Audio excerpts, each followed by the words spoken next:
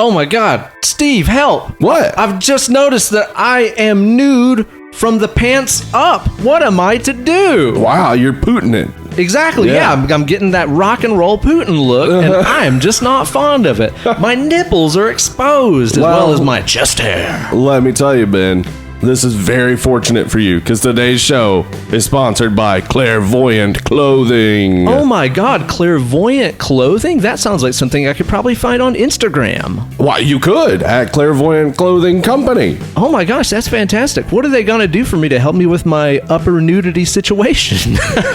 Upper nudity. Well, Ben, Clairvoyant Clothing is a horror and occult-themed casual clothing brand. They offer large, eye-catching designs as well as small chest pocket prints and even plain black tees if that's more your style. Oh, man. You know what? I formerly was really into plain white tees, but I'm past that phase now. But, Steven, I don't have tons of money in my pocket right now. Whatever am I to do? Are these expensive? Wow. Ben, T-shirts and tank tops start at just $16.66. That's the pricing of the beast. The pricing of the beast. And sizes range from small to 3XL. So there's something for every gender, size, and shape. I'll take mine in extra medium. That's the mediumest. The most medium of all. Wow, that's utterly fantastic, Steve. This is really going to help me get myself in line, get myself presentable to the public, because I really want to go to Benihana. They got that sign up front that says I got to wear a shirt. What's up with that bullshit? I know, it's crazy. I don't know. Free the nipple, I say. Exactly there right. There you go. I don't know what might be their best sellers. I might want to choose a popular one. Well, they sent us their two best sellers, the Death Tarot card design and the Uncle Satan Wants You vintage poster design. They're best sellers. We put them on. I was digging it. Nice shirt, nice design. And we took some pictures. So you can go check out our Instagram, see what they look like. All the cool kids are doing it. And exclusive. Boom. Stop the fucking presses, everyone. They're offering a discount to Dead and Lovely listeners. People listening to this show get a discount? Yeah. Just go to clairvoyantclothing.com and use the coupon code Dead and Lovely. That's all one word, Dead and Lovely, for 6% off your order. Oh my Lord, that's absolutely fantastic. Go check out Clairvoyant Clothing and start looking like one of the cool kids right now. Woo!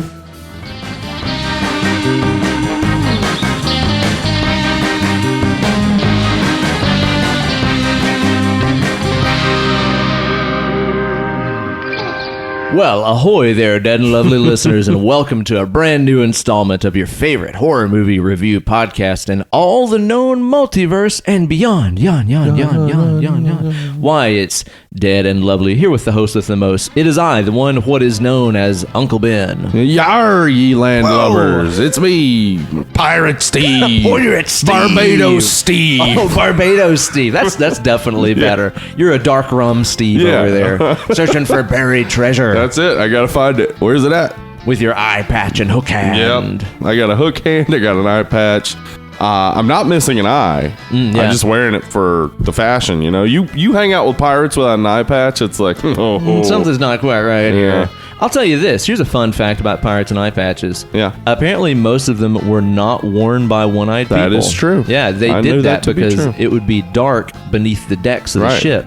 And they'd have to go under there and stuff. Yeah. So they had one eye always covered, so it would be well adjusted for the darkness. They tested on Mythbusters. Turns out it's right. Yeah? Yeah, it worked. Wow. Yeah. But I bet with the bad depth perception that you have from having one eye covered, as we talked about Jason in the second Friday 13th movie, I bet it does lead to a lot of mishaps, hence all the hook hands. Right. They're like, oh, I'm just chopping this carrot here. Oh, no. I've chopped into my entire hand. My depth perception. Arr, matey, I've walked into me circular saw again. Arr, matey. These things happen. They start off with that. If you're going to report to people you've cut your hand off on accident, arr, matey. Yeah. Everyone, take a knee real quick. Dude, we are here recording our second in a week daytime podcast. This is crazy. We usually are doing this roughly 12 hours past when we're doing it right now. It's like 2:30 or something like that in the afternoon right now on a Sunday. We're usually the late night cast. Yeah. But things have just been so hectic the last couple of weeks that a daytime pod has been what we've done. Hey. Yeah, expect a lot of Vaseline lens type of stuff. Yeah. Us recapping what happened in a previous episode and setting up what'll happen in a future episode, but really not going anywhere for like 3 episodes. Yeah, that sounds about right. And we're also soap opera now. we're gonna be replaced by other people that look kind of like us that aren't really as appealing. And there'll be a voiceover out of nowhere that'll say, the role of Ben is being played by. It's kind of like that. Yeah. It's a matinee. Man, soap operas are crazy. Oh, it's just madness, dude. It's just madness. Yeah, it has been a very busy week, and I'm happy to say this week, as we record this, very much unlike our last episode, which was extremely hungover due to Kate's birthday party, that being the night before. Right. Not hungover today. Yeah. Very happy to report that fact. Me either. Actually, you know what? I'll tell you what. I had myself just a little bit of a minor, like a small life revelation. What it was? After that episode that we did where I was badly hungover. Mm-hmm. So that day that we did that episode, I didn't drink all day because I felt awful. Yeah. And also that's one of the first days that I've not drank anything in a very long time. Right. And I woke up Monday morning and I was like, wait a second, something's different here. I feel better than I did when I went to sleep. What is this magic? It's just not drinking. It's just called not getting fucked up like an idiot. Yeah, so I've been kind of like enjoying feeling pretty good this week. Yeah. I've been definitely going a little bit easier on the sauce. And dude, the last couple days, Friday and Saturday both, were just, it was just setting me up to be massively, brutally hungover today. Right. Because Friday we had our Dead and Lovely fan hangout in downtown Knoxville. Yeah. Which was so fun. Thanks so much, everybody, for coming out. It was a small but mighty and very bearded gathering. Yeah, a lot of beards in there. A lot of beards, including our wives. Am I right? Uh-huh. Mm-hmm. Oh, that's an allegory. Beards. We're gay. Got it. Right. But we had ourselves a great time, and I managed to not get completely shithoused that night. Yeah, I took it. So I couldn't drink beer, really. I only had 2 beers. I had one when we were at Crafty, and then I had one at Pretentious. Yeah. I had that double gin and tonic. Postmodern. Oh my gosh, it was so good. That Spanish gin and tonic. That got me right to the nice level where it was like, I feel good, but the next day, no problem. Yeah, exactly. Yeah. It's a good thing. So I managed to dodge the bullet on that one. And then yesterday was just like a lethal combination for let's make Ben have a really bad hangover on Sunday. Right. Because it was my buddy Michael Pryfogel's 40th birthday. I believe Michael listens to the show, right? I believe that he might be listening as we speak. Happy, very, very belated birthday. And to celebrate his day of birth, we did like a kind of like a brew tour thing around Knoxville and checked out a bunch of different places. A bunch of places I've never been to. If you're in Knoxville, be sure to check out Print Shop. Okay. That place had some awesome stuff, man. Gotta go really check good. that Good out. hang, good atmosphere. Went to Elst, which I didn't know existed. I've never heard of that either. It was a nice, posh, classy kind of place. Ooh. Had a pretty good beer. They had a good West Coast IPA that I had. They had like a lot more dry IPAs and stuff, which to me is very refreshing. Yeah. In this time of heavily sweet beers, right? Having something that's a little bit bitter is a good thing to me. I agree. Went to Crafty Bastard, where we went for the fan meetup, which was great, and a bunch of other places too. Before I had a Skank Banger show. Yep. So either one of those. So there was so much set up for you to have a hangover. Oh my God, yes, dude. Yeah, because the last Skank Banger show that we played, I got badly drunk at. Yeah. Very badly drunk at. And this time I was just like, you know what? I'm gonna pump the brakes. I want to maintain my energy level all night with all these lights tight and cat fights going on. Yeah. And I think I drank like half of a Miller on stage, which is to say nothing. Yeah. Yeah, so I managed to get out of that thing scot-free. Feel great this morning. It's a good deal. I feel like I should congratulate myself on my efforts. Yeah? With getting a pull. Well, let's get some beer in us. What are we going to have first, Steve? So Lamar Ortiz, who came through, I talked about it a few weeks ago, came through and brought us some beers. Cool guy. Very super cool awesome cat. He brought us some beers from Austin. And this is a Zombie Dragon East Coast IPA by Hella Good. Oh boy, I'm excited about that. I'll be the judge of that. Yeah, it says here, Super Beast hops infuse the living, the past, and the radioactive, and those caught between. Massive juice flowing seasons in time fill the sky. Imagine monstrous beginnings. Dropping, swooping, then she's not there. gliding out of sight, leaving satisfaction in their wake. Oh my God, dude. Wow, that is quite the descriptor right there. They got them a writer working over there. There's a lot of references hella here. good. Super Beast hops. I guess that's Rob Zombie's signature hop. I really hope so. I'm the Super Beast. All kinds of stuff. Oh, and man. it kind of looks like they sort of got like the Game of Thrones zombie dragon on the front of this, which is very cool to me. This smells good. It's a 7.4%. It's pretty big beer. It smells great. Yeah, it smells nice and fruity. What's that do to you? Is that pretty good? Oh man, that's interesting. Oh, dude, it's because it's got like some pininess, but it's also fruity. Yeah, and kind of the fruitiness is almost kind of lemony to me. Yeah, you know, like a citrus sort of flavor to it. It's not really that grapefruity or pineapple-y thing that you get with a lot of IPAs. That is actually, you know what? It's a little bit more of like maybe a mandarin or a tangerine kind of flavor. You know. Wow, that's really good and very smooth. 7.4%. So hella good. Awesome. Yeah. Way to go, guys. I'll say it's hella good for sure. I imagine this is a transplant to Austin from the Bay Area. Yeah? Could be one of those deals. They'd be saying hella. Austin 316 says, I just drank your beer. That's true. I'll tell you one thing that was not hella good that happened this week, Steve. Let me just bounce this off of you. We got a postcard in the mail. Okay. From a mystery person. Oh, no. That has just really pissed me off. And it's kind of like the more I've been thinking about it, the more pissed off I get at it. We got a postcard that showed up, and it just had all kinds of stuff on the front of it about God and Jesus. God loves you. Jesus saved, blah, blah, blah. Just all this stuff. And then on the backside of the postcard, handwritten in very neat penmanship, is fucking John 3:16. For God so loved the world, yada, yada, yada. Right.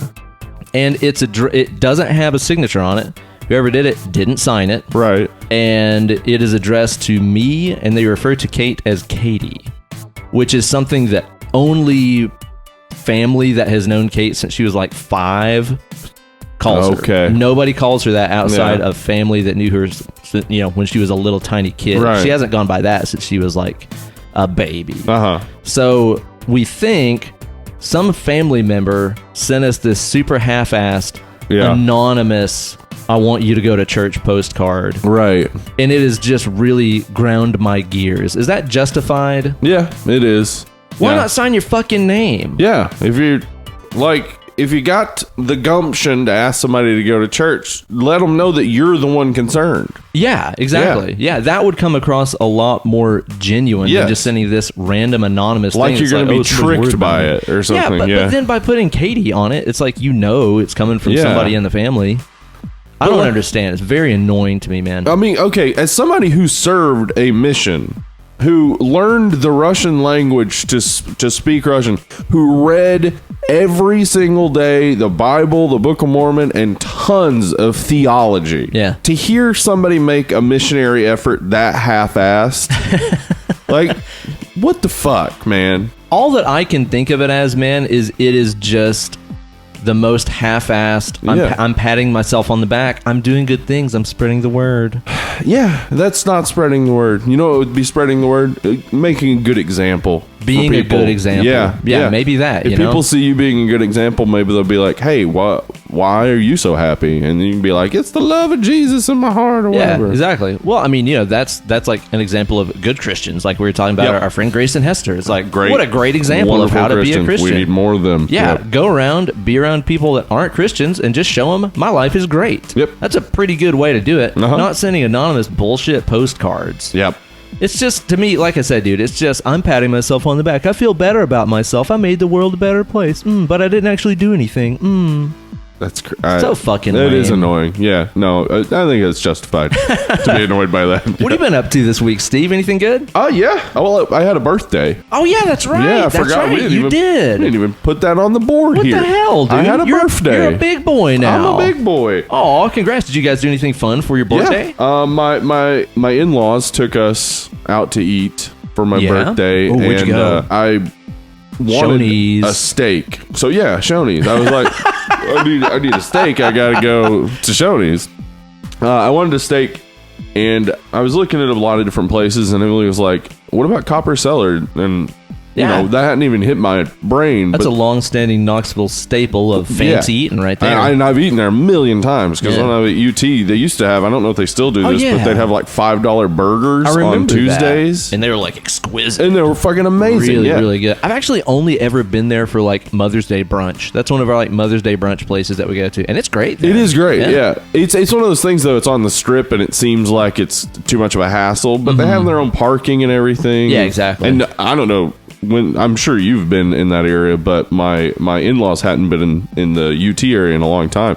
It's changed so much in the past decade. Yeah, there's like so many more buildings. They've completely changed the way the strip works. There's like a center median thing. Oh God, finally. And it's two lanes. It's basically, I mean, they were originally planning on just making it a pedestrian walk, like completely eliminating that section of Cumberland and just having parking. Okay. And you get out and walk around, but that's pretty cool. I didn't know that. It looks a lot better now, and it works a lot better now. See, I haven't been down there since the Long Branch Saloon closed. Oh, damn. That shitty, busted-ass venue down there. It used to be like one of the only places in town that would do metal shows. Yeah. So, and then that closed down several years ago. So I've not been down on the strip in probably like 7 years. Yeah, go check it out. It's cool what they've done. I mean, UT's been expanding for a while, but it like that strip looks really good. So you had yourself a well-done steak with ketchup. God, no. Happy birthday, Mr. President. I always do this. I always say to the person rare, and then I say seriously, seriously rare. Like I'm not one of those people who thinks I want it rare but really wants it medium rare. Yeah. I want it rare. Kate has to specify that all the time because she always wants it rare, and she's like, I really do mean that. I won't send it back. No, sear it and put it on a plate. That's it. And so that came out perfect and was fucking awesome. What's your steak cut of choice? I think a sirloin is a great cut of meat. Yes. Ribeye is my favorite. I'm a ribeyesman myself. I'm not a huge fan of fillets so much because they don't really have the fat to them. See, that's the thing. Like, I like that with the fillet, you can eat every ounce of every single bite. Sure. But like you said, there's not really a marbling scenario there. And that's what you need for the real good flavor. Yeah, exactly. So I got that, and the one thing I was looking at was sides because I'm eating low carb, etc. Right. Yeah. I got the spinach Maria, which is something I fucking love from there, and I don't know if I've ever had it anywhere else, but they've served that for years, and it's so amazing. A well done spinach Maria is a thing of bliss. Good. Yeah. And they also had corn on the cob for the day, so I was set, man. Wonderful. That's delicious. Great, man. But the fun thing was that my father-in-law had never been there. Okay. And I could tell his apprehension about it. Like, it seemed like he was like, ugh, what is this place? College town, blah, blah, blah. He started looking at the menu, and he saw a tuna steak, and his eyes were like, went wide. That's his favorite thing in the world. So he got the tuna steak, and he was like, seriously just like, oh my God. It was good. Oh my God. Yeah, he gave me a bite of it. It was perfectly cooked. Did somebody else in the restaurant go, I'll have what he's having because he's having an orgasm? He was having an orgasm. Yeah. Man, it was great, though. I had a lot of fun. And then Emily and I got home and got drunk and watched Clue. Awesome. Yeah. Okay, Clue. That is a hot topic. It is. Some people don't love that movie. I don't. Like, maybe I need to watch it again, man. Maybe it's one of those things I need to give like a fifth chance because it's just so funny. I mean, it's jam-packed with awesome ass actors, man. I realized while watching it that Clue had been a sexual awakening film for me. Oh, no because kidding. of The Maid, Miss Scarlet, and Madeline Kahn dressed all goth looking. Yeah, she is in that. That's right. Man. Awesome. I was remembering it watching it. I was like, oh my God, I remember as a kid being like, what's going on? Like, I'm turning to stone. Yeah. That's awesome, man. But I love Clue. Such a fun movie. Yeah, good deal, man. You been watching anything else this week? I started rewatching Westworld because season 3 is coming up. Okay, getting all caught up on that. Yeah, nothing new to say about that. But I have been playing WrestleMania 2000. You've been gaming, Yeah, anytime I get a chance. I didn't remember how hard that game is. I don't recall its difficulty. Is it brutal? Like Kane 8-bit brutal? is impossible. Like, really? I mean, I've beaten him, but like, it's hard. It's really hard. Are you talking about the mayor of Knoxville? The mayor of Knoxville, Kane, is very fucking hard. How surreal is it be playing that video game, fighting this guy, and knowing that he is a high-ranking political official in your town now. Specifically where I live, Knox County. Because Take that, mayor. He has no authority, I think, in the city, but I live in the county, and he's my mayor. I guess. And you're just there whipping ass on the king of town, trying to whip his ass. He's tough, man. But I've gotten. This was like one of the first wrestling games with a real story. WCW NWO Revenge had the same thing where you could go through an entire career basically. Oh yeah, that's right. So I won the King of the Ring. I won the Royal Rumble as the #1 entrant. And that was scary a few times. I got knocked out to the side of the apron and got back in luckily. But look out. Man, I'm playing as Stone Cold. I was about to ask. Because it's hard and Stone Cold is good in the game. But if I had thought about it, I would have been Kane from the beginning. He's just it's like Bo Jackson Tecmo Bowl. Just an ass-beating machine. Yeah, just ridiculous. My God, man. But it's so fun. It's fun. And I mean, it looks goofy as shit now. The polygons, it looks terrible. And the faces are just like a spread out JPEG. Yeah. wrapped over some polygons. But that's all we had there for a little while. But it was a fun game. It's a fun game. Yeah, no doubt, man. Did you watch the Cold Stone Cream Austin episode of Hot Ones yet? Yes. Is it good? Yes. Stone Cold's awesome. Waiting to watch it. He doesn't really seem to get too affected by it. I mean, he's the rattlesnake, dude. He charts his heart rate through it. He's like, all right, I'm about 130 beats per minute right now. Really? Yeah. God, he is awesome. He's the best. He is fucking awesome. He mentions a beer that we have to get, which is an IPA that he helped brew. My God. I can't. I think it's El Segundo Brewing. Okay. Or maybe just Segundo. But it's Stone Cold IPA. Where are they out of? Texas. So, dude, if any of our Texas listeners can get a hold of some, please mail it to us. For real. I would love to try it, man. Yeah. The first thing that shocked me was IPA, because I would think he's probably not an IPA guy. I know, right? It's what's a beer you could smash and throw at your face? Right, he does. Not an IPA typically. But I don't know if you ever seen that video he did with BuzzFeed where he tried the most girly cocktails. Oh, that was a great video. I forgot about that. That dude is in no way cares about anybody's perception of his masculinity. He's just this is great. Yeah, his give a fuck is he broke the switch off that thing, man. Yeah. He turned it off and just broke the knob off of that. Yeah, that's a great video. I forgot about that. This beer is really working great for me. Yeah, me too. I am loving it. Way to go, Lamar, man. Yeah, dude. Thank you so much. These are great. I've been watching a couple of different things this week, Steve. It was Kate's birthday. I think yours is the 13th, right? Yeah, mine's the 13th. Hers is the 10th, right? 12th. Yeah, right. so hers is the day before hers is the day before. Okay. Yeah. So for her birthday, she wanted to go out and do some stuff, and we went and saw The Kitchen. Okay. Which is that new movie that is all about some women's in the 70s kind of taking over the Irish mafia run Hell's Kitchen area in New York. Okay. And I think it's based on a Vertigo graphic novel, if I'm not mistaken. And I was kind of skeptical going into it. I didn't think from the previews that it looked that great. And I'm not going to say I'm the biggest Melissa McCarthy fan in the world. Mm-hmm. I know that I'll tell you this about Melissa McCarthy. Yeah. I know that there's a lot of people that just rabidly hate her fucking guts. Hate her. And I think it's just that I usually don't like the movies she's in. I don't think I hate her. I think I just usually don't like a lot of the stuff that she chooses. Yeah, she's on a lot of. This is. I'll admit this. I don't think Chris Farley's very funny. You don't think Chris Farley's very funny? And Melissa McCarthy is female Chris Farley. Okay. There's definitely a ton of stuff that Chris Farley did that was funny, for sure. But Black Sheep and Tommy Boy were the same movie. Oh, sure. And then was it Beverly Hills Ninja? Is that what it was? Uh-huh. That one was a little sillier and more what I would expect from him. His role in Norm Macdonald's movie, Dirty Jobs or whatever, where a Saigon whore bit his nose off. Yeah, holy shit, I forgot that he was in that. That stuff's funny, and I think that was his sort of humor, but the stuff he got put in a lot was just, to me, that's not really funny. It's just you're making fun of his weight, basically. Right, yeah. That's it. Be fat somewhere. Yeah. I don't know.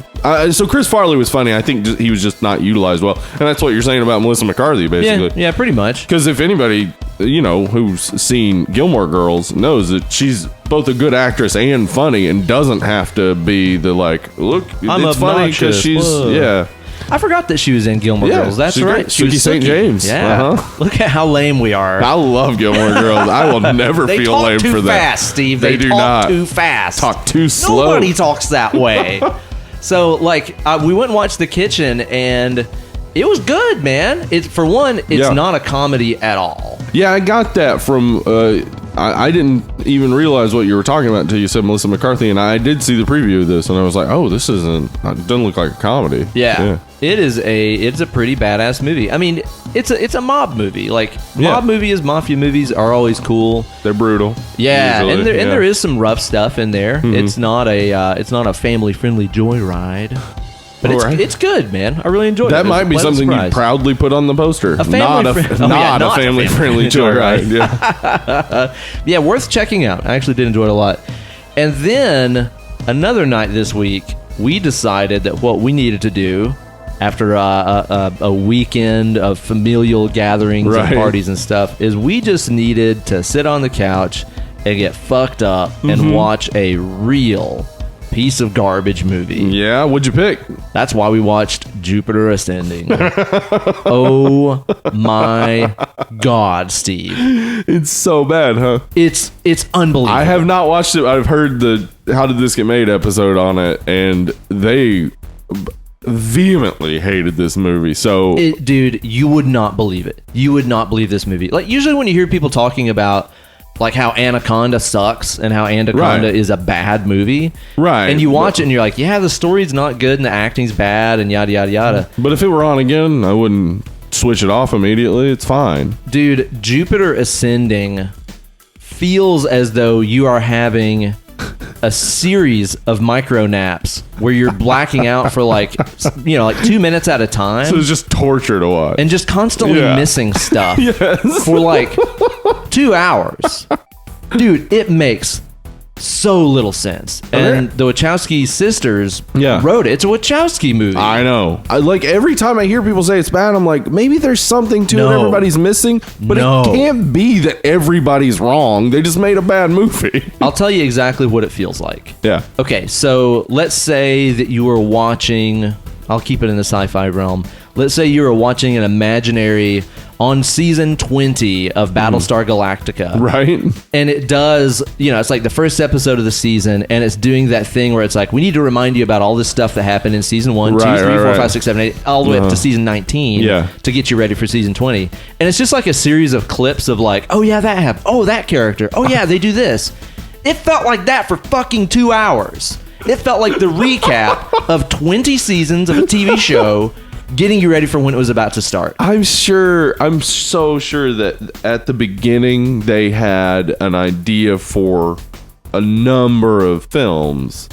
Like they probably wanted to expand it as a universe. And so they probably came at it with so much material, it was hard to figure out how to start the story. I think you're on the right track because I read the original script was 600 pages long. Jesus 600 pages long, Steve. And just the normal script page is about a minute of screen time. Yeah. So that would have been 600 minutes, 10 hours long. That's a long time. Jesus fucking Christ. And it feels like there's that much story and development and world building, only they just slammed it all together. And it's just people constantly using words you don't understand that are never explained. And then that's never explained.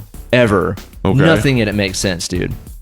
I can't even believe how fucking shitty this movie is. I guess I have to watch it. You have to watch this movie, dude. Like, I want to have a whole 30-minute part of the show where you just rant from a screenwriting perspective about what a piece of fucking shit this movie is. Why do they do this? Yeah. It's unreal, dude. It's unreal. There are space skates in it. No, there aren't. Yes, there are. Do you skate through space? Yes. There is, what's that guy's name? His face looks like a potato. Do you have to push? You have to skate. I mean, you're skating on your feet through the air. And it looks lack dumb. of air. Yeah. Through the void of space. Yeah. You're pushing off of nothing. Yeah, pretty much. And they're first worn by, what's that guy's name? His face looks like a potato. He was in 21 Jump Street. This is going to be the second time. Oh, it's Channing Tatum? Channing Tatum. I thought you were going to say Eddie Redmayne. Oh. Just the other day, we were talking about Jupiter Ascending because you had texted me about it. And this is when we were eating with my in-laws, and my mother-in-law was like, doesn't it have that one stupid face guy? And I was like, Eddie Redmayne? Yeah. I thought that's who you were going for. I'll get to him in just a second. Channing Tatum. I love Channing Tatum, but he obviously... looks like a potato. He's old tater face. He's got a big head. I think he's hilarious in comedies. I think he's very funny in 21 Jump Street. Oh yeah, he's awesome. He's awesome in The End of the World. Is that what it's called? The one with James Franco and Danny McBride. Yeah. He plays the Gimp. That was an awesome. Yeah, I forgot about that. Yeah. That was an awesome part for him. I forgot about that. In this movie, he is like a bounty hunter whose DNA is crossed with something kind of like a wolf. Wait, so Space Werewolf already exists? Almost. Fuck. Only he's full-time wolf. Only the only time that really comes into play is that he can smell the past. He can smell, if he picked up your beer can right now... This movie sounds it's awesome. Unreal. What? No. He can smell the past? Like, he'll pick up an object, and he smells it, and it goes to this series of, like, hazy, weird flashbacks of everything that happened to that thing. The Wachowskis are just fucking... They're Always Sunny fans. They're stealing the plot of the fifth pretty much. sense. Yeah, it's the that. sense of smell. Yeah. What if he can smell crime? Also, he is, and again, this is one of those things that I missed. Maybe I was having a micro nap and missed this part. Maybe. He was also kind of an angel or something, only his wings are cut off. What? I don't understand why. Angel werewolf sounds pretty cool, but all right. Yeah.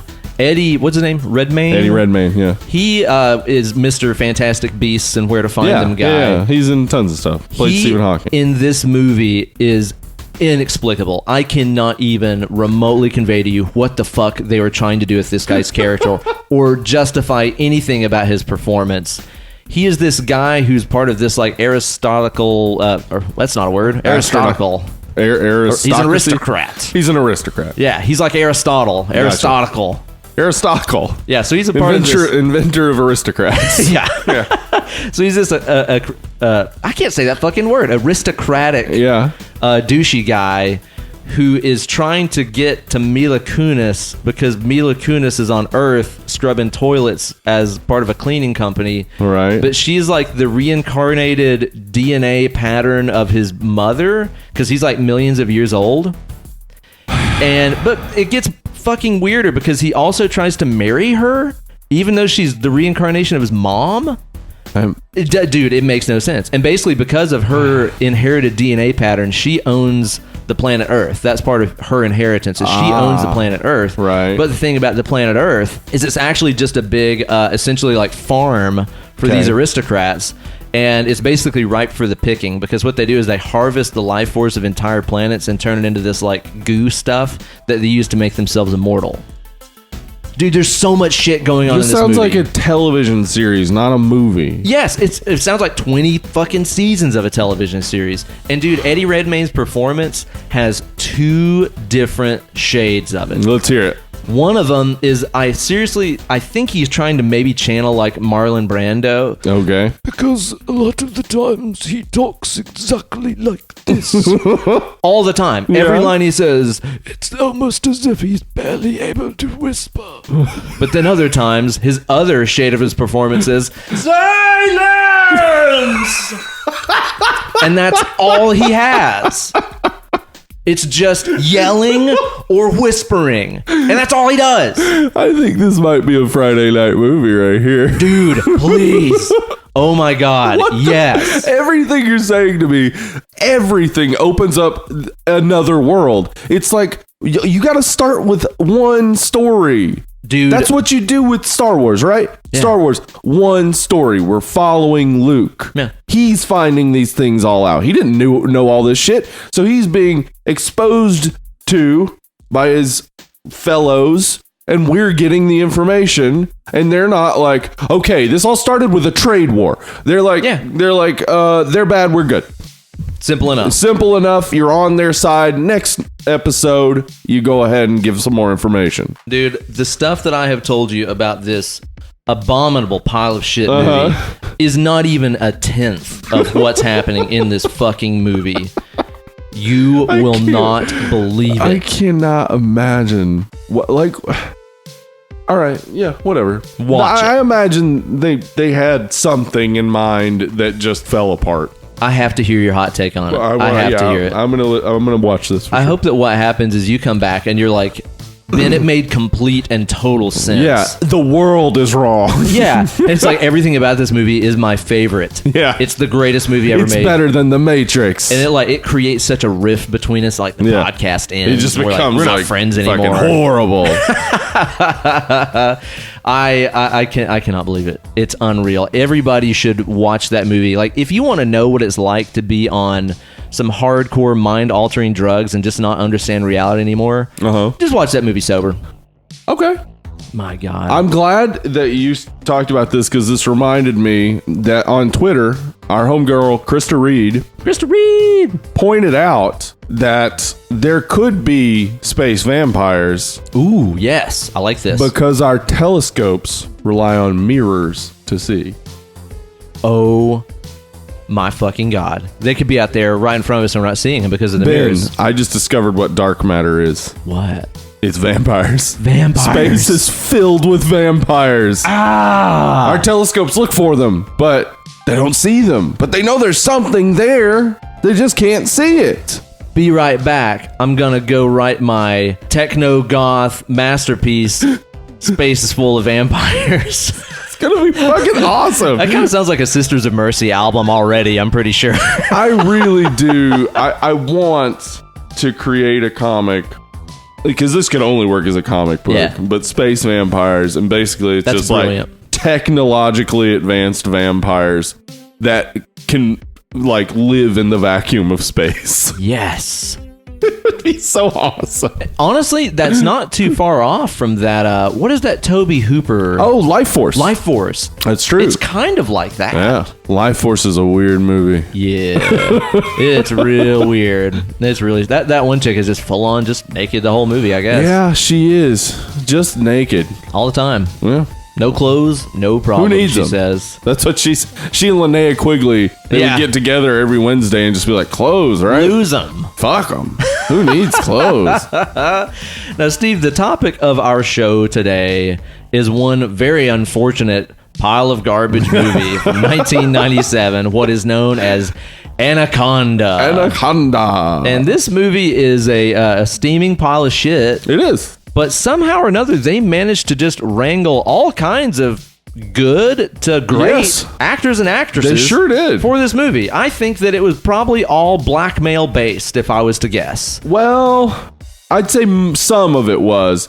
J-Lo and Ice Cube, probably not. They were both real early in their... Oh, and Owen Wilson as well. Like, yeah, that's true. He was also so early in his career that he's nobody. Yeah. Like, there are a lot of good actors in this bad film, which made us think of going back to one of our favorite segments. Watch This, Not That. Exactly. We've explored this topic before. In this case, the only not that we're saying is Anaconda. Yeah. Because if you want to see these actors and actresses in other flicks that are actually good, you don't have to work that hard. They've all been in some really great stuff. They've all been in some good stuff. So it's ridiculous to go to Anaconda for your Ice Cube fix. That's for right. Sure. That's right. So as we slip on into the Preview Palace. Welcome to the Preview Palace. We'd like to tell you guys what movies you should watch that contain these stars of Hollywood instead of this movie, because this movie sucks. Now, when it comes to J-Lo, our kind of main character in this, kind of is she? We'll get into that in a little bit. Well, here's the thing: in order for there to be a main character, there has to be characters in the movie. That's true. That's true. There's a little bit of a problem when you're thinking about a good J-Lo movie, maybe even something that's perhaps horrific. And spooky and scary. Like, what do you think you'd like to watch her in? Well, if we were going with spooky scary, I'd say The Cell. Yeah. Vincent D'Onofrio is amazing in that. That's directed by Tarsem Singh, I believe. Tarsem Singh, that's right. I think that was the first movie I saw. Yeah. Might have been his first movie. I think it may be. What's the other one he did a little after that my wife loves? I can't remember. Yeah, everything he's done is Lee gorgeous. Pace. I can't remember what that's so called. Good. In this movie, like The Cell is a visual feast. Yeah, J-Lo's not necessarily very good in it. She's very flat. Yeah, she's real young and like I mean, if we're talking about movies where J-Lo is good, like Selena.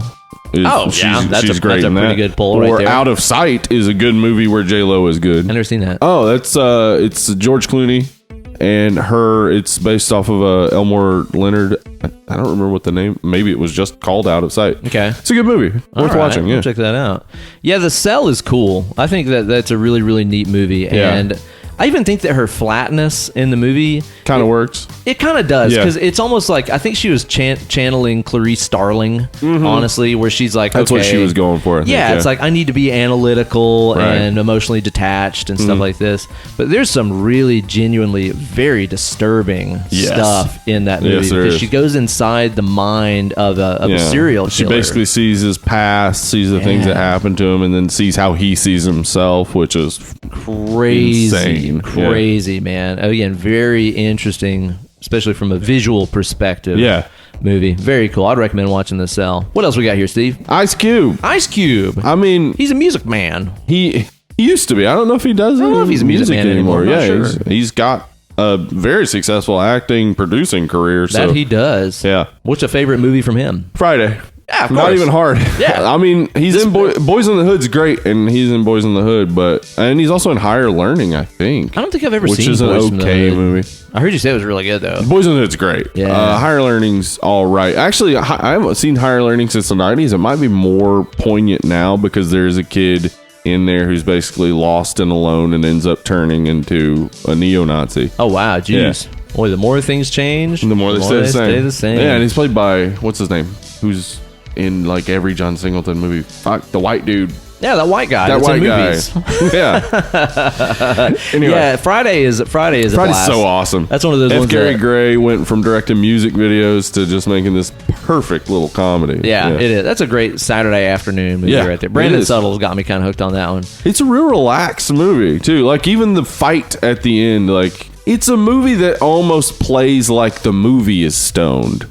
Yeah. Whereas like everything's a little muted, but it's actually more realistic that way. Right. Yeah. Now, Jon Voight is one of those all-time Hollywood giants. He's in a billion movies. He's Angelina Jolie's dad. That's right. He was in Deliverance. Heard he's a bit of a shitbag. I've heard that he's a giant shitbag. Yeah. But one of your favorites is one that I hadn't seen. What that movie is? Heat. I've never seen a Heat.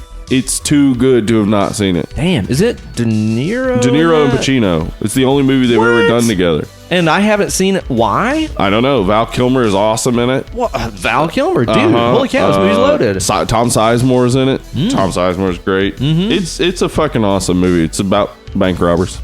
So it's like action-y and shit. Yeah. If you've not seen it, but you've played Grand Theft Auto 5, the big heist that they do is a Heat heist. Oh, no kidding. Basically, they base the story off what they do in Heat. Because it's amazing. It's such a cool fucking movie. I love heist movies, and I love everybody you just named. So yeah, you got to watch it. I can't justify why I have not seen this movie. But Voight's in there, and he's pretty awesome. Yeah, he's good. All right. Yeah. I mean, he's good in so many things. Like, you just have to look through Jon Voight's career. I mean, Deliverance, etc. There's a million great movies he's in, but Heat is the one I would recommend. Is his character in Heat better than his character in Anaconda? That's going to be hard to top.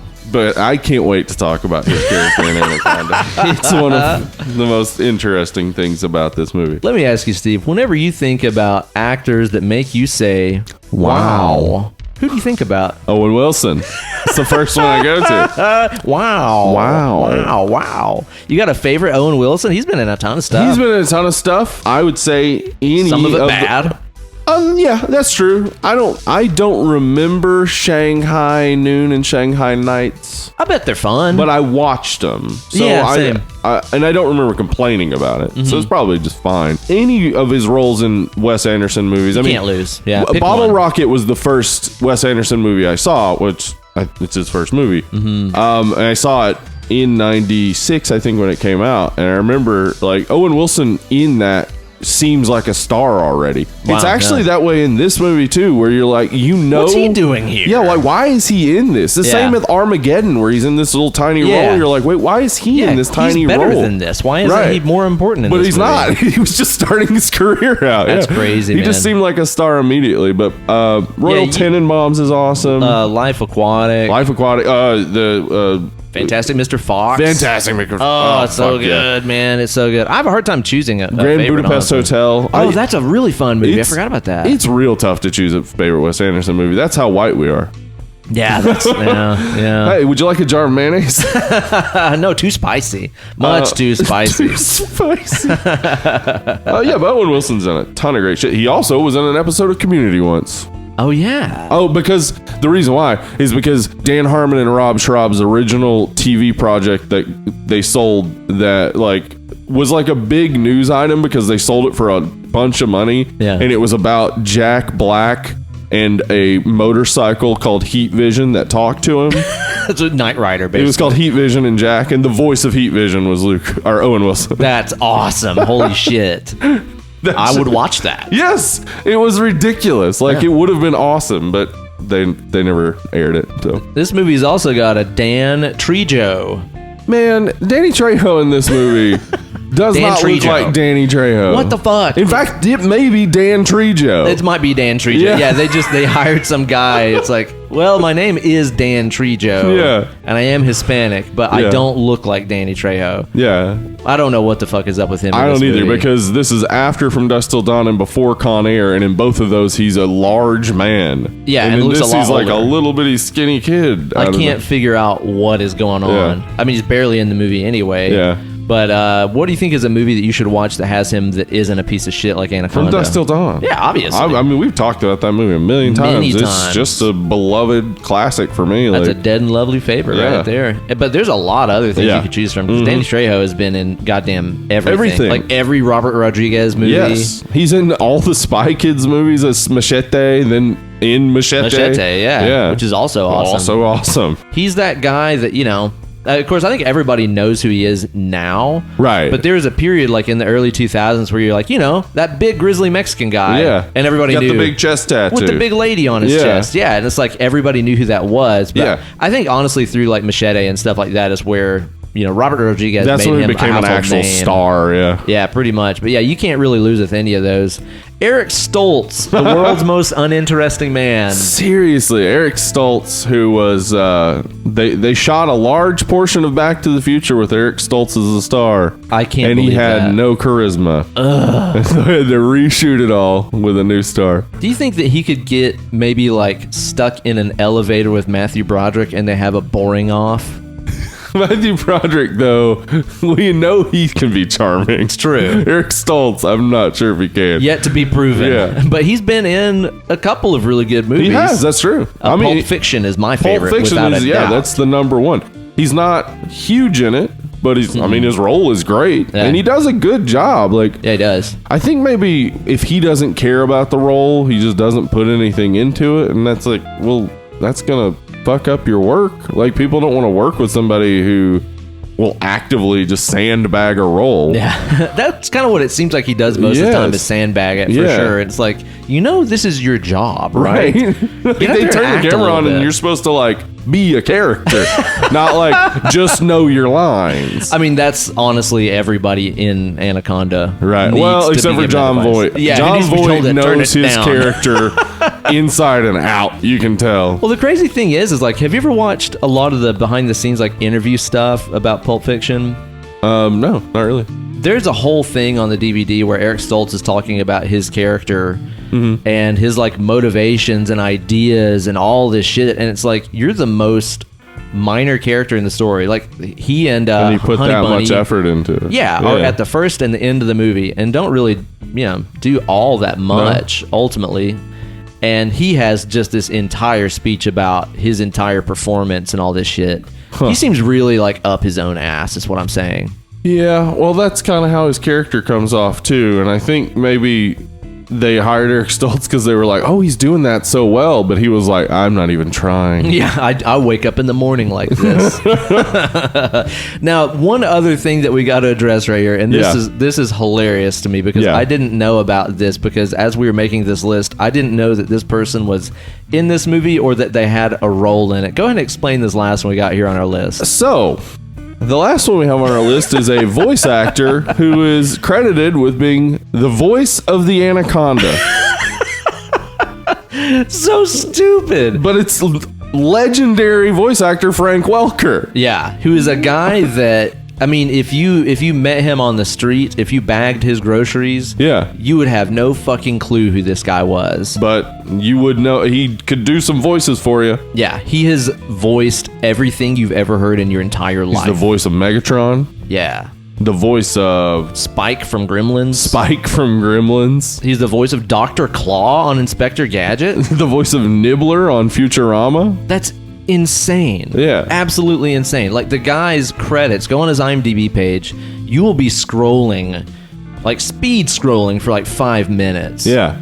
It's He's ridiculous. got so much work, yeah. I guess he's the guy that just has like the rubber voice, the guy whose voice can be anything. That man, those voiceover gigs, if you can get into voiceover or, voicing, cartoon characters and stuff, that's where it's at. Yeah, that's and now sweet. Video games too. He's done a bunch of video game work too. Yeah, it's crazy. It's like you can work your ass off and make you're tons just of sitting money. in a booth. Yeah, you don't even have to be outside. Yeah, and you still retain your anonymity on the street, Like, I doubt he's getting hounded for autographs every day, every time he goes out to Starbucks or whatever. It's actually one of the reasons why I dislike the trend that we've come to, where every movie, all the voices are movie stars. Right. And it's like, that's just Chris Pratt's voice. That's just Owen Wilson. That's no one just doing TJ a Miller. voice or doing a character. That's a good point. Yeah. Whereas you got guys like Frank who can conjure up a million different characters. There's a lot of talent that goes into it, and it's not just reading your line.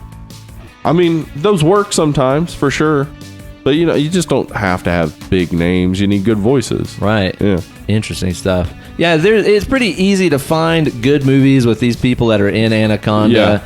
Anaconda is not one of them. Not one of them. You might feel like you're getting a greatest hits package when you look at it and you're like, oh man, Jon Voight, J-Lo, Owen Wilson, blah, blah, blah. Yeah. No, it's it's not even the B-sides of those actors. Wait, is that Kari Wurr? I love remote control, you say. Someone once maybe said sometime. Oh man, Steve. So let's get on here to the topic of our show today, Anaconda from 1997. Now, was this the first time you watched this movie? No, I've seen this. I saw this back in the day when it was on HBO or something. It's not one I would rent.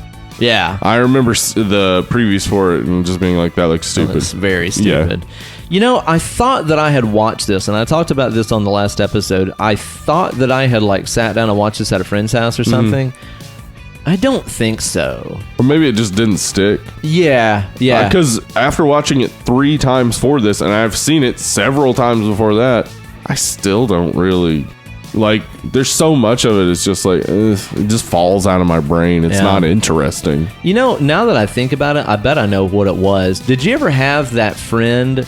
This friend would typically be a white middle-class only child who had all of the everything at his house. Yeah. And he even maybe had 2 TVs in his room. Yeah. So you could play a video game on one while you had a movie TV. on. Yeah. I think that was the scenario. Okay. I think I was at a friend's house that had both TVs going. Probably Anaconda was on, but I was more watching Killer Instinct. Can you imagine being the first person to tell that kid no? Oh, Jesus Christ. His brain would explode. But I'm president! That was the voice of Anaconda, Frank Welker. It was. So I don't think I'd ever watched this because I didn't really recall anything about it. Honestly, it's not good. Nope. I watched it the night after. Actually, that's why I had to leave our meetup that we had the other night a little earlier because I was like, shit, I haven't watched the movie yet, and I don't have any show time. The next day, yeah, exactly. So I was like, I need to get home and watch this movie. I was very happy to see whenever I rented it on Amazon Prime that it's an hour and a half. Yeah. That's the best thing about this movie. That's the best thing about this movie is that it's 89 minutes. Yeah. And they're like 4 to 5 minutes of credits. So you're closer to 80 minutes. Pretty much. Anything. Which to me is shocking. I don't think that it's that the makers of this movie were self-aware enough to know this should not wear its welcome. I think they just didn't have enough movie to make a movie. No, because there are parts where they're just shots of the jungle and shit, and it's like, okay. There's so much filler. Yeah. Dude, there's just so many shots that are like, hey, remember how they're on a boat on the river in the Amazon? Also, for a movie named Anaconda, not enough of the people who die get killed by anacondas. Yeah. Not enough of the threat is an anaconda. No. Like, the first threat we run into is a wild boar. That's true, yeah. What? Then a stinging wasp. Oh, dude. That's in the water? Inside of his scuba gear, yeah. Planted by Jon Voight? Yeah, we find that out later. How? Somehow he planted a live wasp in there and I guess bribed it? I don't fucking All right, understand you that. listen to me, wasp. You gonna stay in me. All right, I caught you. Yeah. And dude, there's so many... squeeze you tighter than your true love. Lines from the movie. Yeah. Actual lines. Yep. Oh, God. And there's so many just like filler shots of Jon Voight leering. Yeah. Doing his Trump face. Somebody at the hangout, it might have been you, pointed out that he just makes Trump face the whole movie. Trump face the whole time. And he does. Yep. He just makes Trump He dick comes face the off whole very movie. Trumpy, too. He really does. He does. Jon Voight could probably play him in like a movie. Yes, he could. And probably wouldn't be much of a stretch for him. I wonder if it would be a like in support of movie though. Yeah, it would be a that not does sound like a Jon Voight thing. Yeah, like I wonder which side it'd be on. Really, the hero Trump. Oh my God, dude. But yeah, he just makes like dick face this entire movie and just leers at people. There's like multiple shots of him just like leering at J-Lo with his awful ass face. Jon Voight, you know, again, celebrated, very talented actor who's been in a lot of amazing movies. Yeah. He's got that ass face. He does have that ass face, He's got that face, man. We talked about another guy. Who was it? On one of the recent episodes, I was talking about, you should always have a beard. Tom Skerritt in Alien. Oh, yeah. Tom I was Skerritt. Like, man, without a beard, that guy just has dick face. Right. Jon Voight always has dick face to me. He's got that face from like, I don't know why, I just hate looking at your face. I feel kind of bad about it. You can't help your face. He does too. Yeah, maybe. Yeah. Yeah. That might be what guides his life decisions. Well, what we ended up finding out is that he passed all of his face on to his daughter, Angelina Jolie. Right. Yeah. It is strange that that is his daughter. But, I mean, there are some very slight similarities, but she's mostly just pretty lady and he's old man. Pretty much. Yeah. I would love to see you do an impression of Jon Voight's face in this, but there's a very startling problem that I did not know about that you started telling me about the other night. I can't frown. That's impossible. That's what I say because I can't do it. The world's most optimistic man. It's not even that. It's just an impossible. My muscles don't do it. I don't even know what to do. No. Like, there's no way. I understand people that can't curl their tongue. Some people can't. Right. Can you do that? Yeah. I can do that too. Yeah. Uh-huh. Some people just can't do that. Yeah. And I understand, but not being Look it able to up. frown. Are there others that are afflicted There with are this? other people in the world who cannot frown. So what do you do when you're sad? Do you go, I am sad? Yeah. I just have to say it out loud. Sad! Yep. He says with a neutral face. I'm very inscrutable.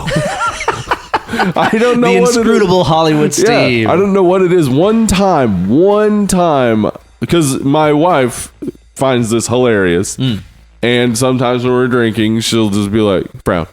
Just try it. Just try it. Because my attempts are hilarious, apparently. It does look really funny. Because I don't even know what I'm doing. We're going to take a picture of it and put it on the Patreon. Am I doing it? No, you're not doing it. Damn it. That's as close as I can get. No, that was British face. Yeah, you weren't doing a frown. You were doing uppity British face, where just the corners of the mouth go down, but not the center. See, the corners go down, the center goes up. You see? Push the center up. That's getting closer. That's closer. Yeah. That's the best I can do. That's the best you've done. Because otherwise, you've just been doing the sides. Yeah. Which is droopy British face. Droopy British face. Yeah, yeah. See, you did it just British now face. when you were doing the British voice. Your mouth automatically does it. Droopy British face. Yeah. Oi, governor. In it. Etc., etc. Oi, governor. We'll put up a picture of that on the Patreon. I'd love to hear a posh British person who happens to speak like real Cockney, but with the posh accent. Yeah. That would be a unique thing. You know that there's some specific street in London where that happens. Yeah, it's like the moment, like there's this real minute street that connects Cockney to posh. Yeah, I picture like one side of the road is like really nice high-rise apartments, and then the other side is just like fish and chips. Yeah, well, it looks like Sweeney Todd on the other side of the street. God damn, yeah. And that's where they talk like that. And it's gray over there. Yeah, of course. The other side is just like, normal. Yeah, exactly. You see the Ferris wheel thing in the background and stuff. I'm pretty sure that's where that exists. Yeah, we'll put a picture of that up on the Patreon. I've been like, I didn't even realize it about myself until I was an adult. Okay, if you want to feel a little bit better about your secret shame and not being able to frown, whenever I try to do, like, let's say a rolled R or like a drum roll sound, can you do that? Yeah, that. Impossible for me. Oh, okay. I'll do it on the air. Like, I can't. Yeah. I don't know how to do it. There were some other missionaries in Russia who couldn't roll their R's, which and it really is like very important in Russian. Yeah. Oh. Yeah, because like the word for three is three.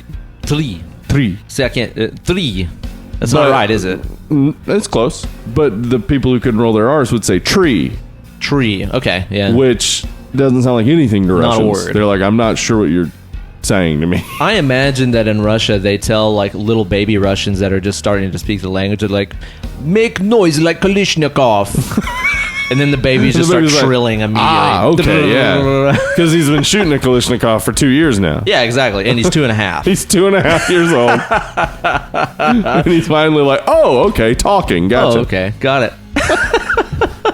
Now let's talk a little bit about the cast and their cardboard cutout-like characters that are in this movie. Let's start with J-Lo, who is completely unbelievable as the director of this documentary she's making about the lost sashimi tribe. She at no point does any directing. No, nothing. She is nothing in this. Yeah, like, she is a cardboard cutout. No, she's just the woman who's, I guess, in charge somehow. Kind of. The thing is that she's not a part of the A story.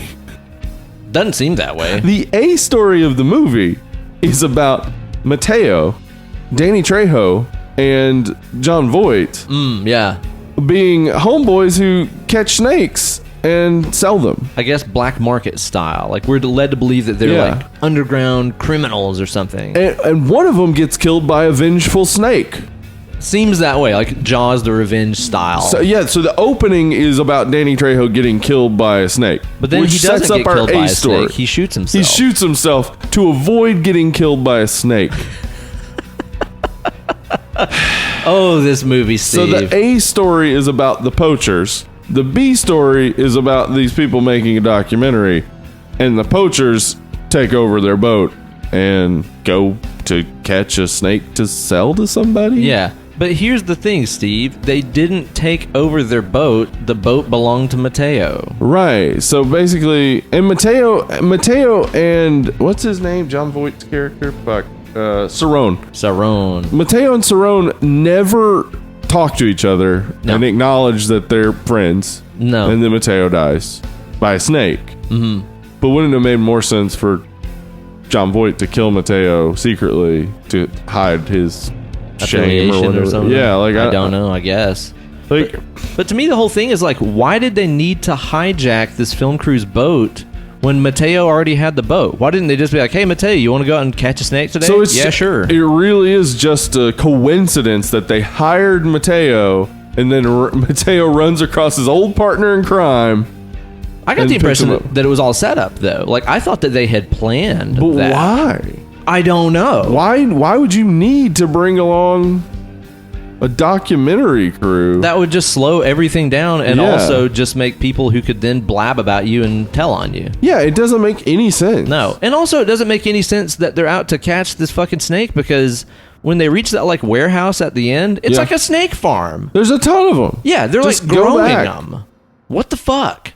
Well, they want one of these gigantic And we of course hear about these 35 to 40 feet anaconda that never exist. Because an anaconda's maximal size, their approximated maximal size is 20 feet. They can't get bigger than that. Here I thought all the stuff about snakes in this movie is factual, Steve. Now, somebody out there will be like, what about, there's a 36-foot long snake skin in Brazil. When they peel off the skin, it gets stretched and dried. It's not the size of the snake, it's the size of a stretched out skin. Well, there you go. I didn't know that. The more you know. So 20 feet is about the maximum size for a green anaconda. That means at maximum size, they couldn't possibly eat a human being. Yeah, that's true. Now, a python has eaten a human being. Yeah. A 23-foot python was found with a 25-year-old man inside of it. Full deer and hippos and all kinds of shit. A child, I mean, an anaconda could eat a child. Sure. But not a grown human. And also, if it did eat one, that would be its meal for a month. It wouldn't need to eat again. Dude, that's one of those things about this movie that even, I don't know much about snakes, but it's like, I know that if you feed them like a mouse, they're full for like a week. Yeah. These snakes are insatiable and just have incredible metabolism. Just want to eat everything. Yeah, but they're eating machines. Okay, so most of the time we're dealing with the one snake that gets killed first. Okay, so here's the thing about this movie. It's anacondas. Yeah. There's clearly more than one. So there are two giant ones. But only the two, right? Why did none of the other ones show up? What is going on? I don't get it. I don't fucking understand. Yeah, there's multiple anacondas in this movie. So with them titling it Anaconda, you think it's like Jaws. There's one Jaws. Mm-hmm. And how anticlimactic it would be if you watched a movie called Jaws and then they kill Jaws, and then there's more Jawses behind him. Yep. Well, and then you realize, well, it's in the name. The shark is called Jaw. And there's Jaws because there's more than one Jaw shark. You know what other movie did this same bullshit? Huh. Lake Placid. Lake Placid, yeah. Yeah, they killed one of the giant gators, and they're like, oh, there's another one. There's a bunch of them. Don't worry about it. Yeah. Fuck it. Who cares? The concept behind these movies is we want to make another Jaws. That's what they were going for. Yeah. This movie rips off Jaws a ton. Okay, it just I didn't keeps see ripping it off. a lot of the Jaws similarities. Go ahead and break down some of these for me, because I didn't really catch them. Cerrone is Quint. He keeps delivering the same sort of Quint stories, but instead of great whites, it's about snakes. Anacondas. Oh, the snake will hold you like your lover. Blah blah blah. Particularly the scene where the scene where they have the line behind them and it's quiet and they're just it's like with the winch. Yeah. That's straight out of Jaws. That's true. They took it straight out of Jaws. Yeah. But then it's also aliens because he doesn't want to kill the snake. Yeah. He wants to bring it back. Yeah, he wants to capture it. Yeah. I wish that he was also wanting to weaponize it. Yeah, it would have been great. Could you imagine a snake come up on you, squeeze you tighter than your true love for your country? He comes across as Tommy Wiseau a lot too. Oh, actually. Jesus, yes, absolutely. So much, especially when he like laughs with that like just hollow expression. Like, ha, ha, ha, ha, ha. It's like, oh fuck, dude. To me, the whole time that Kate and I were watching it, we just both kept being like, why is he Scarface by ways of Christopher Walken? Or also Razor Ramon by ways of Christopher Walken. He's got some Razor Ramon in there too. I really wish he had a toothpick the whole time and then flick it at people, man. Oh, that would have set it off. That would have been great. And I wish he would have killed one of the people with the razor's edge. Yeah, absolutely so. And then drank himself nearly to death. Oh, Scott. It got dark right there. The joke got dark. Yeah, what the fuck is up with Jon Voight's accent? Character, everything. Okay, in this so movie. Like he's amazingly, awesomely bad. So it sounds like he's doing a sort of French thing, but he says he's from Paraguay, which I looked it up, and there's not like a French speaking section of Paraguay. So, yeah, and he's a white dude. Dude, he's like the whitest guy. Yeah, which isn't rare in South America. But it's like. It's a strange thing to see a white man pretending to be a Latino man with a French accent. You don't see that every day. Yeah. Well, also Mateo in the movie like looks more Hispanic and speaks French and Spanish. Yeah, he speaks French and Spanish, and he also says chefe instead of jefe. Yeah, which is Portuguese. It's a clusterfuck. I can't explain anything about any of these things. I was mind blown when he said merde. I was like, what? Yeah, why this now? Okay, so he's a linguist. All right, maybe he's also a parcel tongue.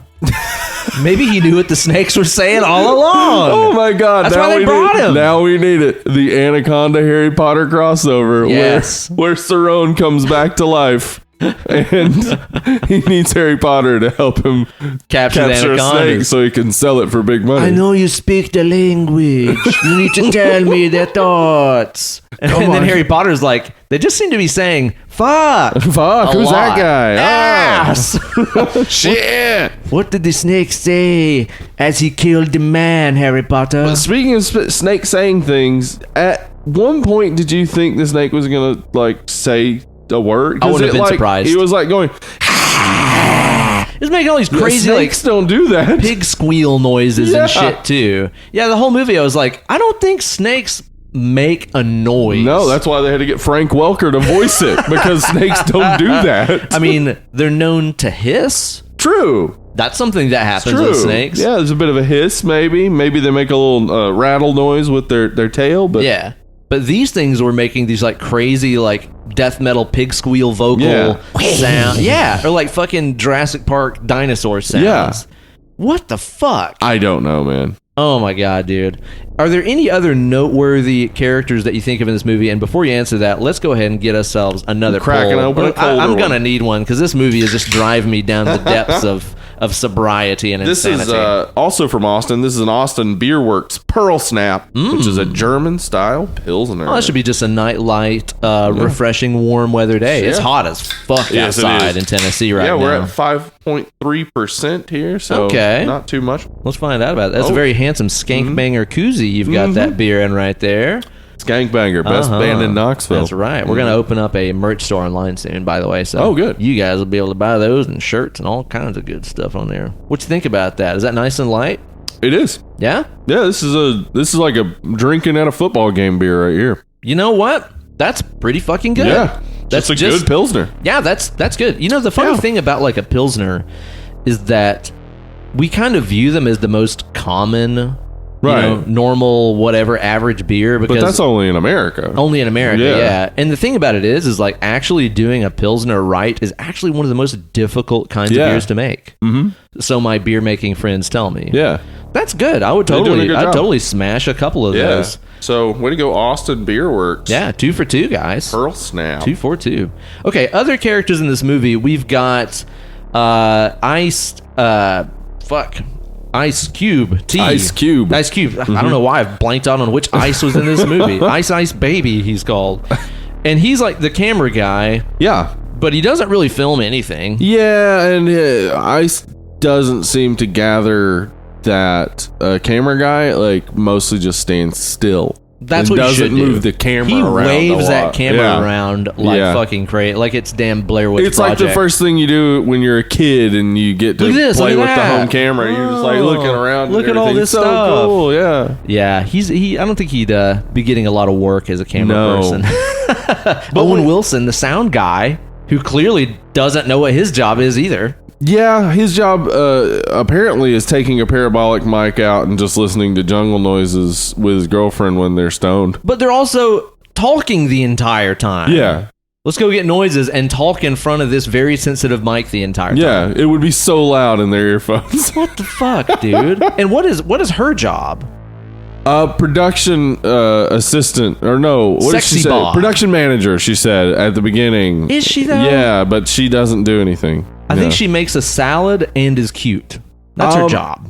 The concept that there was a director sitting in a chair with a camera and probably 50 people behind him. Yeah. And he thought, well, this documentary crew would be, what, 3 people? 4 people? I think so. That sounds about right.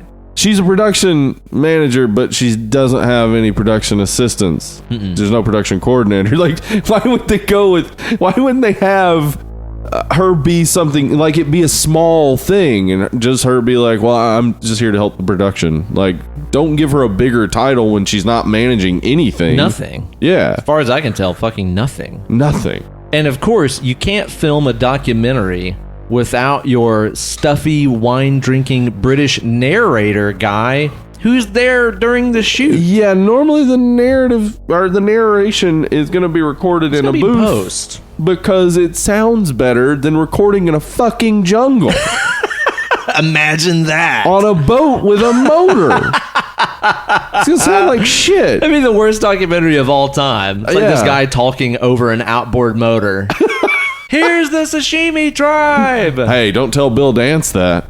Oh, yeah? Yeah. No, I don't know. Remember Bill Dance? Yeah, I do. Okay. Bill Dance. My Gone God. fishing Man. with Bill Dance. Are you telling me they don't actually take David Attenborough all over the place with these camera That man's in crews his and 80s. Why do they have the narrator as part of the crew? I don't know. It's dumb. It's a dumb idea. Like, it really shows a real lack of thought. It's seriously like 5 minutes went into making this. I don't know. There's a crew of people. They're making a documentary in the Amazon. They get hijacked by these people wanting a snack. I don't know. Go. Yeah. Hire the people. Film it. Go. And the thing is, this is written or co-written by Jim Cash and Jack Epps Jr. along with Hans Bauer. But Jim Cash and Jack Epps Jr. wrote Top Gun. What? Yeah. And The Secret of My Success, which is also a good Tom Cruise. I don't know that one. Turner and Hooch, not great. Okay, but much loved. Yeah, but that's what I'm saying. Is like they had written a bunch of movies in the late 80s and early 90s that weren't big bad. deal. Yeah. And then they write this? What the fuck? I don't get it. What about Eric Stoltz in this movie as Captain not appearing in this movie? Yeah, Captain Coma. He'd be sleeping the whole time. Yeah, they basically get rid of the guy who they set up would be your hero. He seems like he's the main character, and then he's just out. Except when he's talking, he's just so boring. Yeah. Like, he sucks. No charisma. No charisma. No. There's nothing about him that makes you go like, yeah, I get why she's with him. Yeah. Well, that's the thing, though, is that he and J-Lo do share that searing, electric, on-screen chemistry. Oh, my God. It's they don't. Bad. It's up there with, like, fucking, Bella and Edward in Twilight, where there's just nothing between these characters. And why did they have him smoke? That was just, like, it seemed so forced. Because he was, like, obviously not into it. He just kind of had it dangling on his lip and like holding it. Like, just don't put the cigarette in the scene. Yeah. It helps with consistency between takes. No need for a cigarette. Dude, it's all just so bad. They're the worst camera crew, not doing their job out there. Not at all. They're never filming anything. Like, they're never filming, oh, here's our journey, this is the whatever river basin, yada yada, talking. They don't film anything. And when they were thinking about making a documentary, why did they not look at the thing that was right in front of them? A man who looks and sounds exactly like Ice Cube in a world where Ice Cube exists. And he's a fan of his doppelganger. Yeah, because he quotes good day, had a good day. Yeah. Today's a good day. Today's a good day, he says. He never does use an AK. He doesn't. Yeah. Each day seems to be a good day for him. Apparently, according to that logic, I have had several good days. 35 years of good days. Yet to use an AK, so far so good. But then later he's listening to a song. It's Mac 10 rapping, but he co-wrote the song. Yeah. Ice Cube co-wrote that song. So in this world, there's a man who looks exactly like Ice Cube who goes to USC Film School, and nobody said, we should do something with that. Maybe Ice Cube would be interested in meeting the person who looks just like him. I wish that at some point during this movie he would have been playing that song and just been like, y'all ever hear this guy? People say I look just like him. That could have been a fun joke. I would have been even. like, that's awesome and that would have weird. been more meta fun joke instead of just like, oh, well, we'll have him listen to a song he co-wrote and never make anything of it. Nah. Don't get it. Also, I was disappointed that in the credits there was no rap song about an anaconda that he did. That would have been amazing. Like, that would have made me be like Deep this, Blue okay. Sea. Yeah, exactly, man. I would have been more on board with this movie if it would have wrapped up with an anaconda rap. Longest, strongest. My face is like a snake face.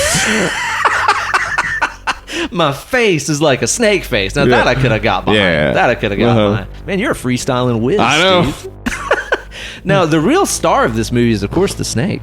Yeah. The villain, but not really, because Jon Voight's the villain. Yeah, Jon the Voight's anaconda the villain. just wants to eat. Jon Voight's the villain and the protagonist of the A story. Yeah. But the antagonist to the B story that is unrelated to the anacondas completely. They are not after anacondas. No. They're there to see the people in the mist. Yeah. I'll add this too before we get on to talking about the snake and its many forms of looking stupid in the movie. Yeah. Wouldn't the movie had just been a lot better and a lot more simple if it was a documentary crew who picks up this guy who's like basically a hitchhiker on his boat that's downed, Right. and he almost like, you know, fucking the Hitcher, like overtakes this vessel and is like, no, you guys are going to do what I say or I'm going to kill you. Yeah. Or like the River Wild, where it's like, I Right. know this river, you guys need me to get through these obstacles. You Well, got to yeah, do that's what I what he say and I'm says, catch yeah. this snake. Yeah. They didn't need to do the whole, also secretly, I'm buddies with the guy that owns this boat And we're not going to talk about it. and we're not going to talk about it. And also, I have no need to hijack a boat that my friend owns. Yeah. What? Because Mateo's on my side here. Simplify. Yeah. Why was this not more simple? My And God, why it's not? stupid. Yeah, make the documentary about anacondas. Maybe that. Yeah. Yeah, because They're- then this guy's like, he's like, oh, I happen to know a lot about this area and the snakes. I Yeah. can help you guys. But Right, then he like- turns out hijacking them and forcing them at gunpoint to capture the snake or whatever. Yeah. Easy. That's better. And they're being forced because one of them is injured and one of them dies. And then, like, yeah, that all makes sense. Yeah. It's just that this movie doesn't explore that. It just shows us a bunch of, like, a series of events that have very little logical consistency to them. Very little. Yeah. And they never make us care about no, it. No, not at all. Well, see, here's the thing is like, okay, going with the storyline that you were just talking about, about, oh, they're actually making a documentary about these snakes.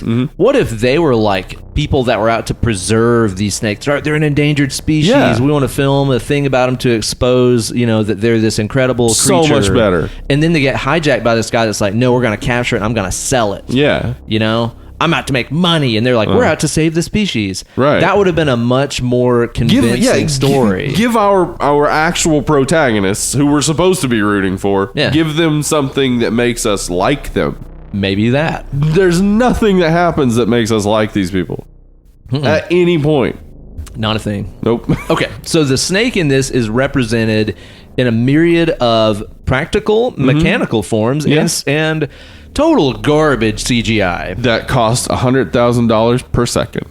Per second. Per second. That is a lot of money. Yes. Wow. And it looks like shit. Dude, and you're talking about a world where it's like, okay, you go, well, yeah, dude, but it was 1997.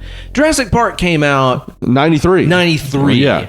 T2 came out in what, fucking 92 or something Yes. like that?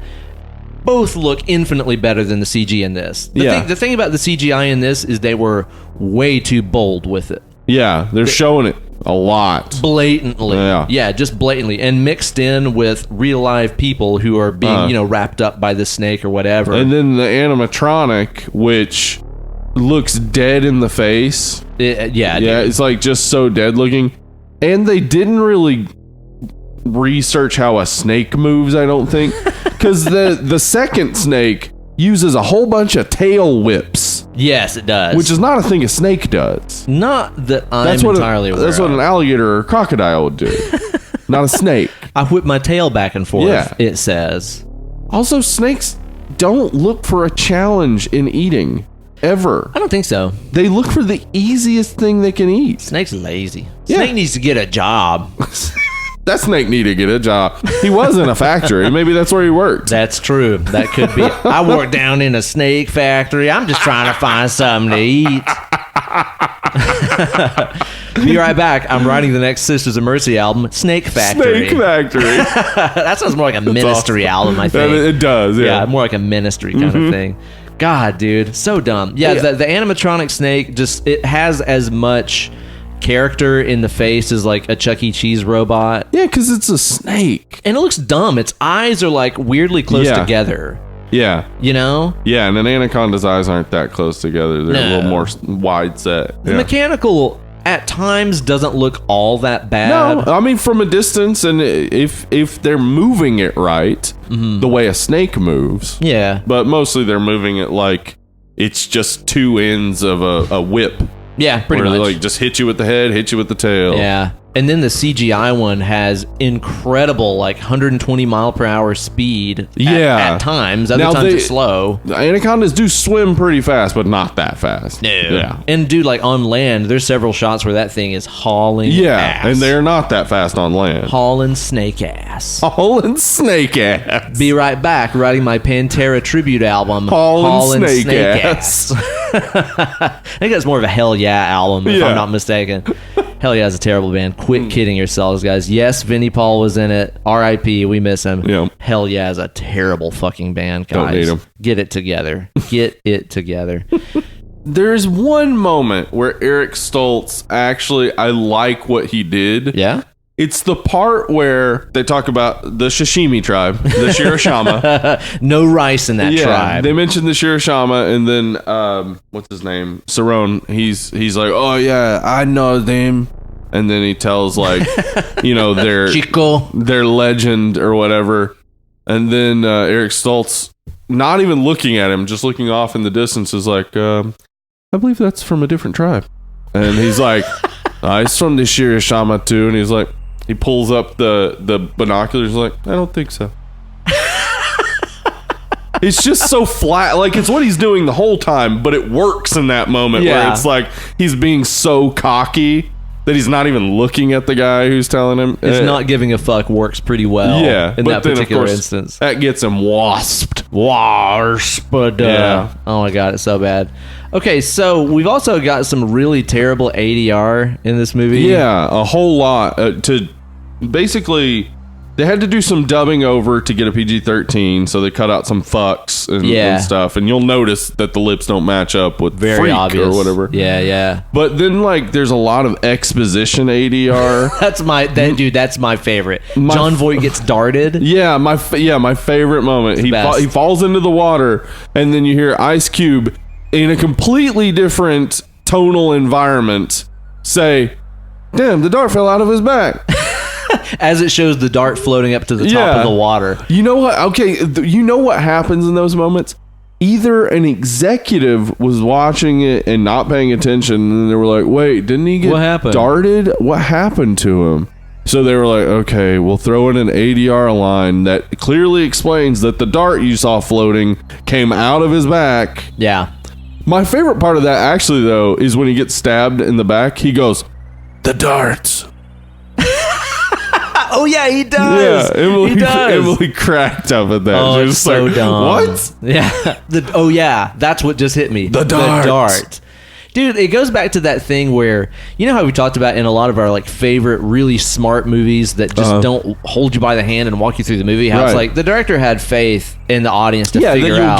You'll get it. Yeah. This is like the director's like, I assume if you're watching this, you're a fucking idiot. Yeah, why would you watch this? So I'll speak to you like a dumb child, dummy. Jon Voight got shot by the dart, which we saw, but he also reaffirmed, the dart. So we know that he knows. Then he falls in the water. The dart floats to the top. It shows us that the dart came out, but then we also have to be told, damn, the dart came out of his back.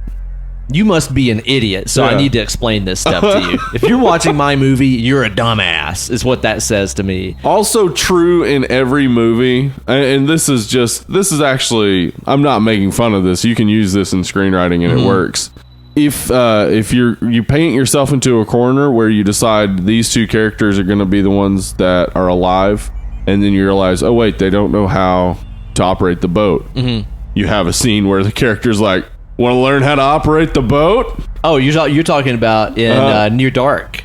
Right? Or this. They hitch the ride with the truck driver, and he's like, you don't do that, you'll jackknife it, blah, exactly. Blah, blah. Yeah. Yeah, where you just explain so that later people don't ask the question, wait, how did they get back? I don't know. So dumb, dude. You know what, though? I think that in addition to the A story and the B story that you're talking about, I think that we're also dealing with some subtext in this movie about how man is a snake. Okay. How we all have our snaky side to us. Hear me out. Cold-blooded. Yeah, I want you to think about this. Gotcha. Okay, so how in the movie does Jon Voight kill salad maker Cute Bod? Oh, Kari Ware. He strangles her with his legs. He crushes her like a snake. Like a snake. Yeah. How the fuck does that work too, by the way? She's like standing there and he jumps in the air tied to a pole. Yeah. And crushes her with He's an legs. action star. Oh, okay. That's what it is? Got it. So there's that. There's a scene, I think, towards the end, if I recall, where like J-Lo and them are fighting Jon Voight. She bites him on the leg. That's true. Like a snake. Like a snake would. Uh-huh. Jon Voight, he seems to be this guy. Oh, help me! I'm shipwrecked. My boat got fucking knocked on the rocks. Whatever. Yeah. He sheds his skin to reveal he's cold-blooded. Damn. I think there's a lot of subtext about this stuff in this movie. Oh, there's also that scene where he convinces Jennifer Lopez to eat some fruit. Yeah? No. Well, it'd be very snake-like of him. It would be. Yeah. It would be very, very much like that in order for him to do that. One thing about this movie I was going to ask you about, and I'm trying to figure out what the subtext is here. Uh-huh. How many things in this movie end up with one eye missing? Okay. There's the leopard. Or panther, or whatever that thing is. Well, technically, panthers are... every cat species can become a panther. It's just the it's just the melanation. They become completely black. No shit. Yeah, there's no such thing as a panther as a species on its own. Is a black house cat a panther? They're well, I mean, God damn, what have we done? I mean, it's a recessive trait and very rare. But Okay, all right. it happens. I didn't know that. You see them a lot in South American set stuff, Huh. but it's not like they're that common. It's just they look cool. Can it be a panther tiger? I looked that up actually, and I saw some pictures, but they all look photoshopped to me. Look shopped. Yeah. Yeah, was it also like riding on the back of a rocket across the landscape of New York City with the Twin Towers still standing? Yeah. Definitely shopped. Was it? Definitely shopped. Are you saying the Twin Towers aren't there? They're not there anymore. Where'd they go? Don't worry about it for now. Transformers. Robots in disguise. Pretty sure it's that. Yeah. Okay, so it kills that black large jungle cat. Yeah. Leopard, you said? Probably, jaguar or... probably jaguar. Yeah. That makes sense.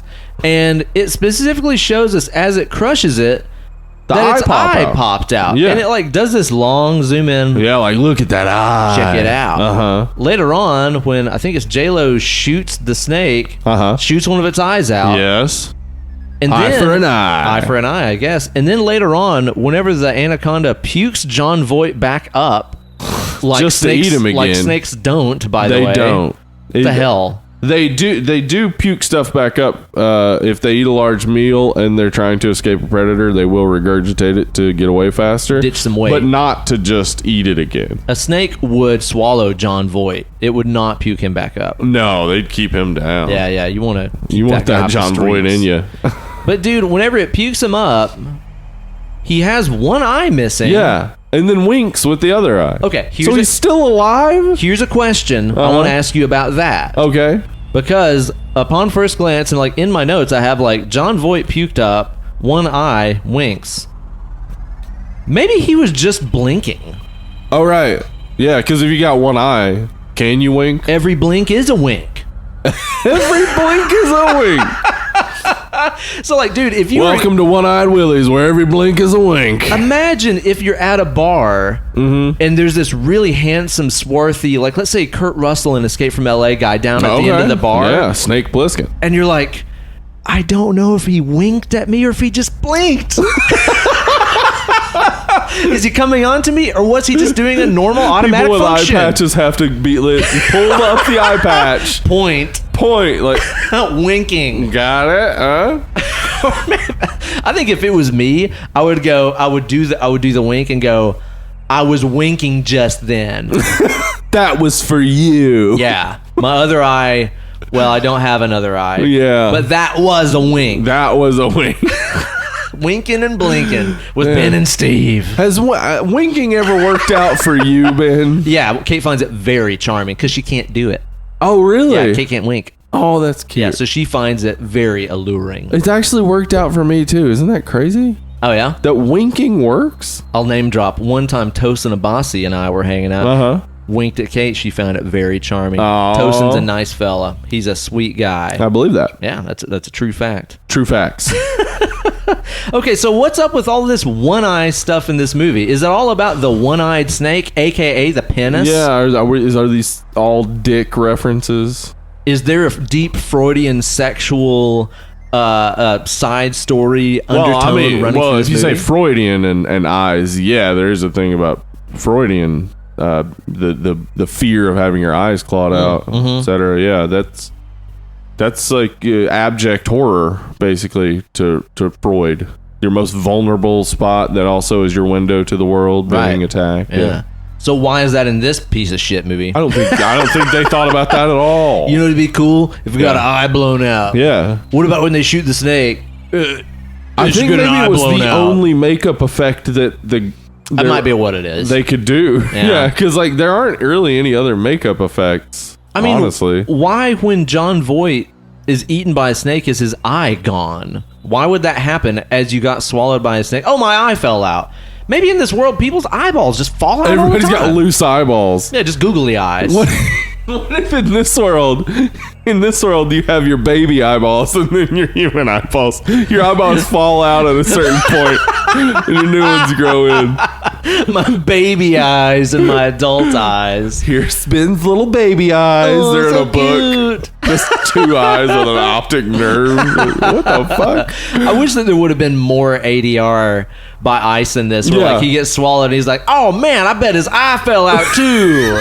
I want that. I want the Ice Cube ADR cut where just every time everything's explained. Every time nothing's being said and you can't see Ice Cube's mouth, they just have him say something. What's going on? Oh man, we're still in this boat in the river. Oh man, that waterfall's flowing backwards. What the hell's going on with that? Dude, you want to define lazy filmmaking. That's super lazy. Oh my god, they had that shot where the boat arrived by the waterfall, and then they didn't have the shot from when they left, so they just reversed the original shot. Reverse. Whose fucking idea was that? You don't even have to show them leave. You could just cut that part. Yeah. We see them going down the river in the boat. They left. Yeah. I mean, just dummy ass shit in this movie, dude. I wish that during that part, whenever it shows Owen Wilson and he's like inside of the snake that's underwater, the snake like goes by the camera and he shows his whole body in there. Yeah. If Ice-T goes, oh man, Owen Wilson got eaten by the snake. In case you weren't paying attention. Oh man, J-Lo's gonna seduce him. And he doesn't refer to anybody by their character name. Yeah, no, it's just calls the real the name. actor name. I want that. Oh god, dude. This fucking movie. I'll say one more thing about it too. The soundtrack at times wasn't bad. No, that's true. Not bad. At times it was very overbearing. The main theme, though, to me, sounds like the beginning of Memories from Cats. It's like they kept going back to that, like, and then go off from there. Yeah. We got to change it a little bit. Yeah. Maybe the original idea was just to use Memories from Cats. Yeah, they were like, let's just use Cats. Like, what if they had done the whole thing with the score of Cats score?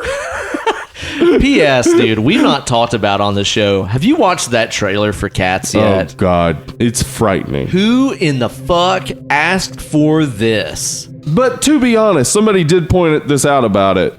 Who in the fuck asked for cats in the first place? It's just a silly concept. It's silly as shit. People in cat suits singing about how they're cats. Dude, do you know anything about the story of Cats? Yeah, it comes from T.S. Eliot's the book of magical cats or whatever. But then they have to have a dance off to see who gets to go to cat heaven or something like this. Right? Yeah. On a spaceship, I think there's a spaceship involved. I believe there's a spaceship involved. What in the holy fuck? Who wins in that one? Is it Mr. Nobody. We all lose. We all lose, Steve. I'm a jellicle cat. There's no such thing as a jellicle cat, Andrew Lloyd Webber. You can't just make up a type of cat. Oh man, Steve, Anaconda is just bad. But you know, the thing about it is like in my notes, I think the most poignant note that I have about this movie is I wish it was worse. Yes. That's the absolute truth about this movie, is that much like Deep Blue Sea, it's watchable. Yeah, but like Deep Blue Sea Deep Blue Sea is more fun. It's more fun because it's dumber. Yes. Yeah, exactly. There's so much just dumb, silly shit in that movie. Like this movie is as dumb as Deep Blue Sea. Like to me, Deep Blue Sea is this cousin's like closest cousin. Yeah. Of like, you know, late 90s terrible bullshit. Yeah, I would say movies. this Deep Blue Sea and Lake Placid are they're the creature features of the late 90s that were just terrible. Trinity. Not even fun to watch, really, but not bad enough to be fun to make fun of. Yeah, exactly. Like this movie isn't so unbelievably awful that it's fun or funny. Like there's no like dangling mics in the shots. Right, that would have been great. Yeah, exactly. Like stuff like that makes watching really bad movies fun. Other than the backwards waterfall. Yeah, the backwards waterfall. That's it. There's not really much any of that in this movie. It's just very serviceable but joyless, if that makes sense. Joyless. I was going to say, like, the director, Luis Llosa, I think he's Peruvian. Okay. He directed Sniper. Do you remember that with Tom Berenger? Which one's that? It's an 80s action movie. Okay, it's not great. I've never seen it. He directed, some not great movies, but like the thing about his movies is that you can't really challenge the shots. They're fine. He composes a good shot. The movie doesn't look all that bad. Yeah. And, well, as long as there's not CGI and stuff involved. It's not shot badly. I would imagine it seems like he's real hands off, because there's no way that Eric Stoltz would be delivering that line and you wouldn't want to jump in and be like, you want to give that a little more? Maybe we do this one again. Yeah. Give it a try. So he seems to be real hands off with his actors. I don't think he did a bad job with this. No. There's just nothing to work with. There's just nothing there. Yeah. Yeah. It is a ridiculously pointless story that doesn't really make any sense. Yeah. That didn't need to be told for an hour and a half. I mean, it was rewritten so much. Like the original writer was Hans Bauer, then Jim Cash and Jack Epps came along and rewrote it, and then I didn't even write down who wrote what ended up being the shooting script. Really? Which basically changed 90% of the script. Whoa, I wonder what the original was like then. Surely it made more sense than Hans this. Bauer did release it as a book. It's called Anaconda, the Writer's Edition. So if you want to know that bad, you can find out. But I bet it's not that great. But the thing is like I'm left so uninspired by watching the movie that it's like, even though I'm sitting here going like, I wonder what the original is like. I don't really care enough. Yeah. Still don't really care. Not going to give it that much of my life. No. Yeah, man, it's an odd bag. I didn't like abjectly hate this movie while I watched it. I obviously didn't love it. Yeah. But I also didn't think it was so bad that I loved it. It's not like watching The Wraith or something like that. Yes, exactly. It's not like you don't get like some fun moment maybe where like there's just something crazy thrown in out of nowhere. That would have been great. If just like out of nowhere Danny Trejo showed up and it's like, I didn't shoot myself, I shot at the snake. Okay. Oh, okay. Yeah. There's Danny Trejo now. Yeah. Or, I mean, maybe the tribe is the one that saves them or something. Or maybe the tribe kills them. Yeah. What if at the end, instead of like if the Shirashama had been like, what the fuck? Blow dart, bitch. Dead. Over. That, actually, I would have been like, this movie's actually pretty awesome. That would have been way better. It's all this silly, dumb shit, and then at the end, they just get killed by this tribe. I would have been like, okay, this is awesome. I'm actually okay with the ending. The ending brought it in. Stuck the dismount. Like, I mean, seriously, there's so many things that could be changed about this movie to make it okay, but it can never be great. No matter what. Like, and also too, real quick, at the end of the movie, whenever they do finally find the tribe of the mist, like the whole crew's dead. Yeah, how are they even shooting any of this shit? Well, they're not getting any sound for sure. No, but we got Ice Cube with the camera. So that's it. Point and shoot. That's it. Get David Attenborough to narrate it later. I guess it'll be fine. Or Bill Dance. Wouldn't it be real funny if, as he started shooting, Jennifer Lopez was just like, "I guess we didn't need the narrator here at all, did we?" We'll do it in post, which I guess makes more sense in the end. Actually, moving on. Steve, you got any final thoughts about this stupid movie? You want to rate this thing up? Yeah, it's stupid. That should be the quote on the back of the box. It's stupid. It's stupid. But not dumb. Not dumb, just not intelligent. Not anything. It's 89 minutes. The minimum for a feature film is 88 minutes. This skidded in at the finish line. They were going for minimum. They were really going for minimum and minimum effort on everything. On everything. The only person putting their entire effort into this is Jon Voight. And he went, I guess he just thought, nobody's putting effort into this. I'm going to do the dumbest thing I could do. I'm going to be put everybody's effort into this. Yeah, I'm going to go stupid on it. Everybody's going to be watching fucking Jon Voight. And that's true. I don't even pay attention to Jennifer Lopez in this at all. No, he's Jon Voight. That's all you want to see. He's the only person in this that is a character. Yeah. It's like, is his character way over the top and stupid and very confusing? Yeah. Yes. He's also the only person who's acting in this movie. I bet he had a lot of fun doing it too. Whereas everybody else seems to not be having fun. I know. Yeah, no, he's not an idiot. And he was already very, very established at this point. He doesn't need this, but it's a paycheck. Yeah, it's not like this is the movie where I'm going to make my big break. Right. Deliverance didn't put in me my over. 60s. Yeah, dude, it's like, what? Yeah, nobody put any effort into anything in this movie.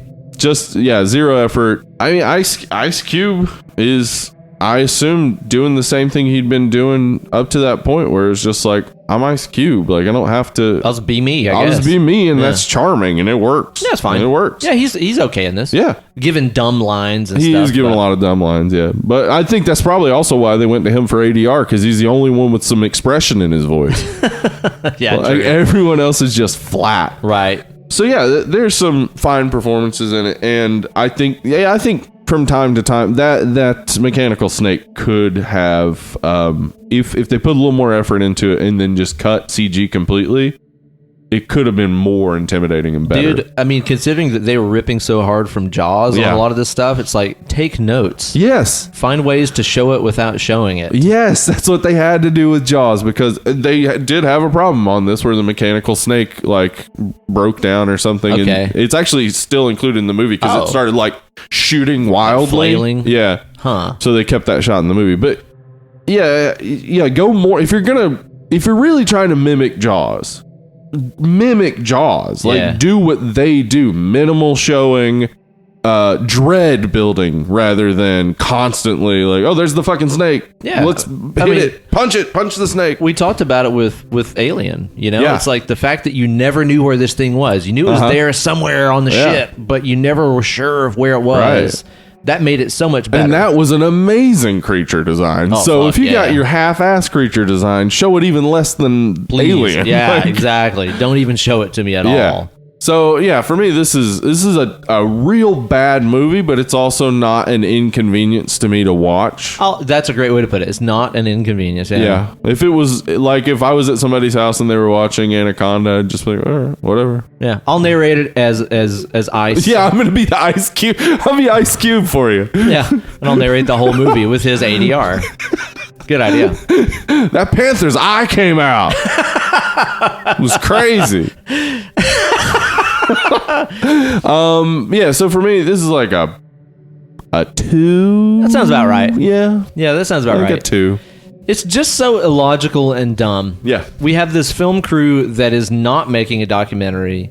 We have this group of poachers that isn't poaching. Nope. Like, dude, Jon Voight's entire mission, him and Mateo both, is to catch this snake. Yeah. They encounter the snake like a million times and make no efforts to catch it. Yeah. What was the plan on catching it? Like at the very end, they have the net thing, right? And then he uses them as like human bait with the baboon. Right. So finally, he has a plan or whatever. But yeah, again, snakes not attracted to the smell of blood.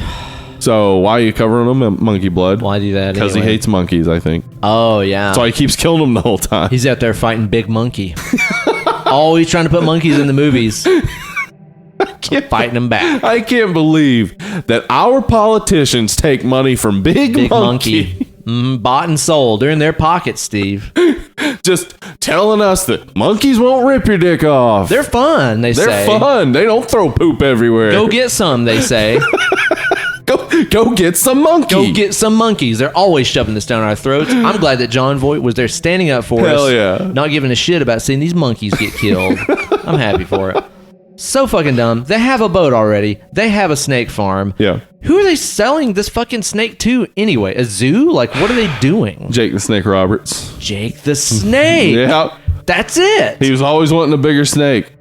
Oh, he never satisfied. Every time they'd come, they'd be like, okay, Jake, I have a 32-footer for you. It's not enough. It's not enough. I need more. I need more, brother. I threw a brother. I don't think he ever said brother. Probably not. No. Man, he just always looked like such an abusive stepdad. He Always. did. And according to Stone Cold Steve Austin, the first time he saw Jake the Snake getting ready for a wrestling match, it blew his mind. He was just sitting in a chair near the entrance smoking a cigarette. They announced his name. He put the cigarette out, picked up a bag with a snake, and walked out.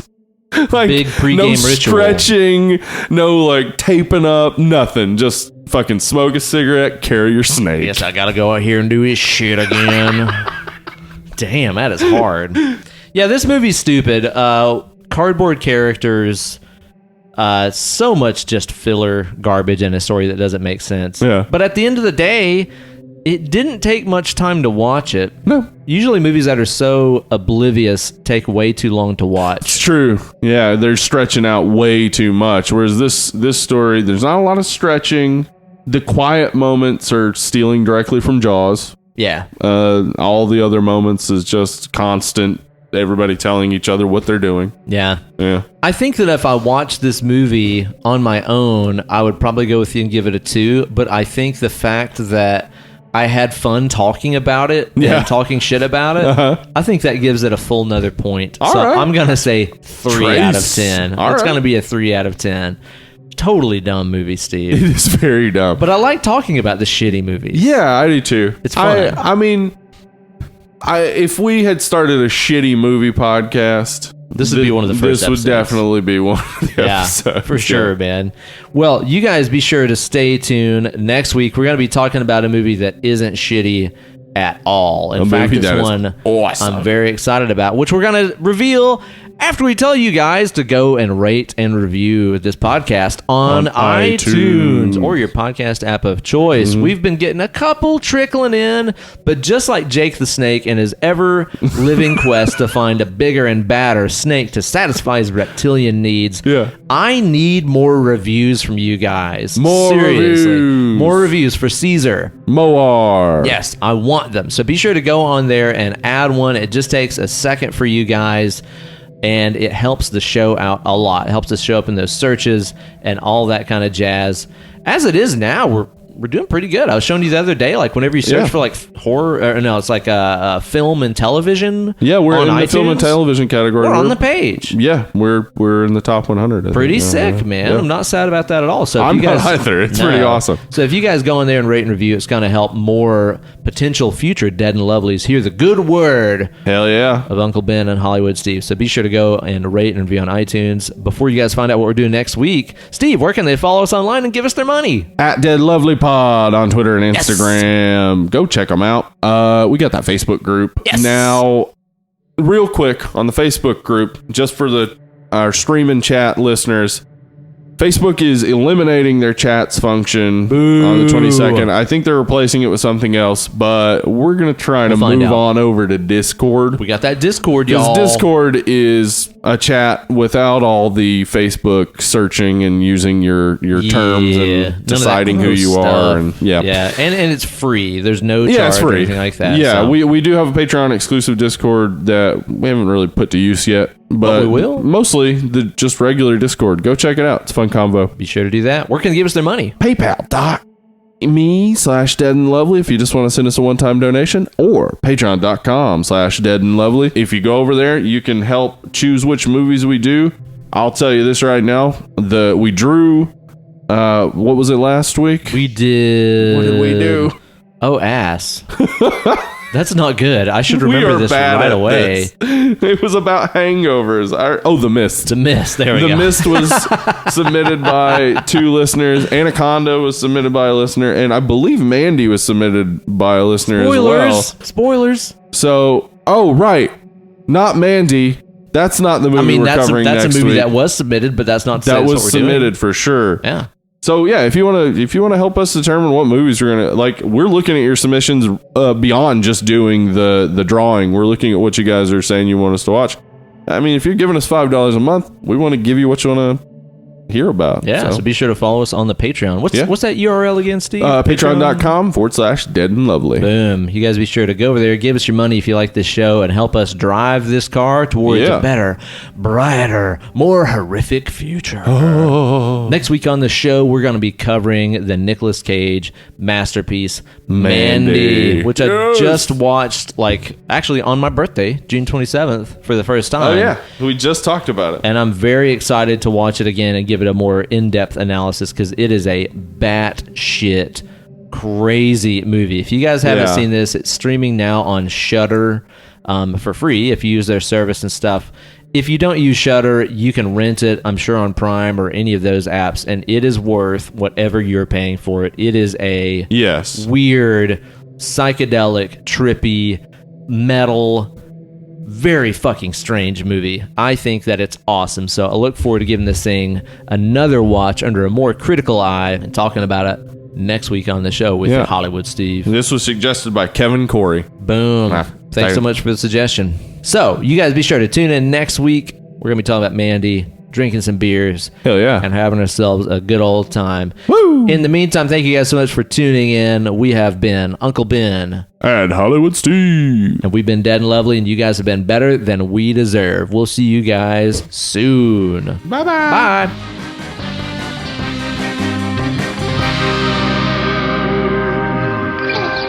Check. Check. Do you ever wonder about when check became the universal standard for what you do with a microphone to see if it's working? And what were the failed prototype attempts? Right. Is it on? Is it on? It's on? How on is it on enough? It's just what was it Alexander Graham Bell wanted people to say? Ahoy. Ahoy. Yeah. When you answered the phone. Ahoy. Which I still back it 100%. I mean, dude, the guy designed it. He should be the authority on what to say when you answer the fucking phone. But let's go ahead and reverse engineer that. The guy who created the GIF says it's pronounced GIF, and he's wrong about that guy's things. an idiot. Yeah, so I saw that recently. That is so goddamn infuriating, and he's just doing it to be a contrarian. Yep.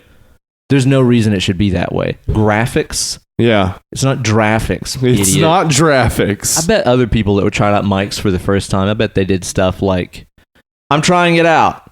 Mm-hmm. Hello. Ahoy. Ahoy. Yeah, I think that's probably what it was originally. Ahoy. Graham Bell was like, hey, ahoy. It's got to catch on. I think that's exactly what I'm going to do from now on every time I'm checking a mic for a show. Ahoy. Ahoy. Is it working? Ahoy.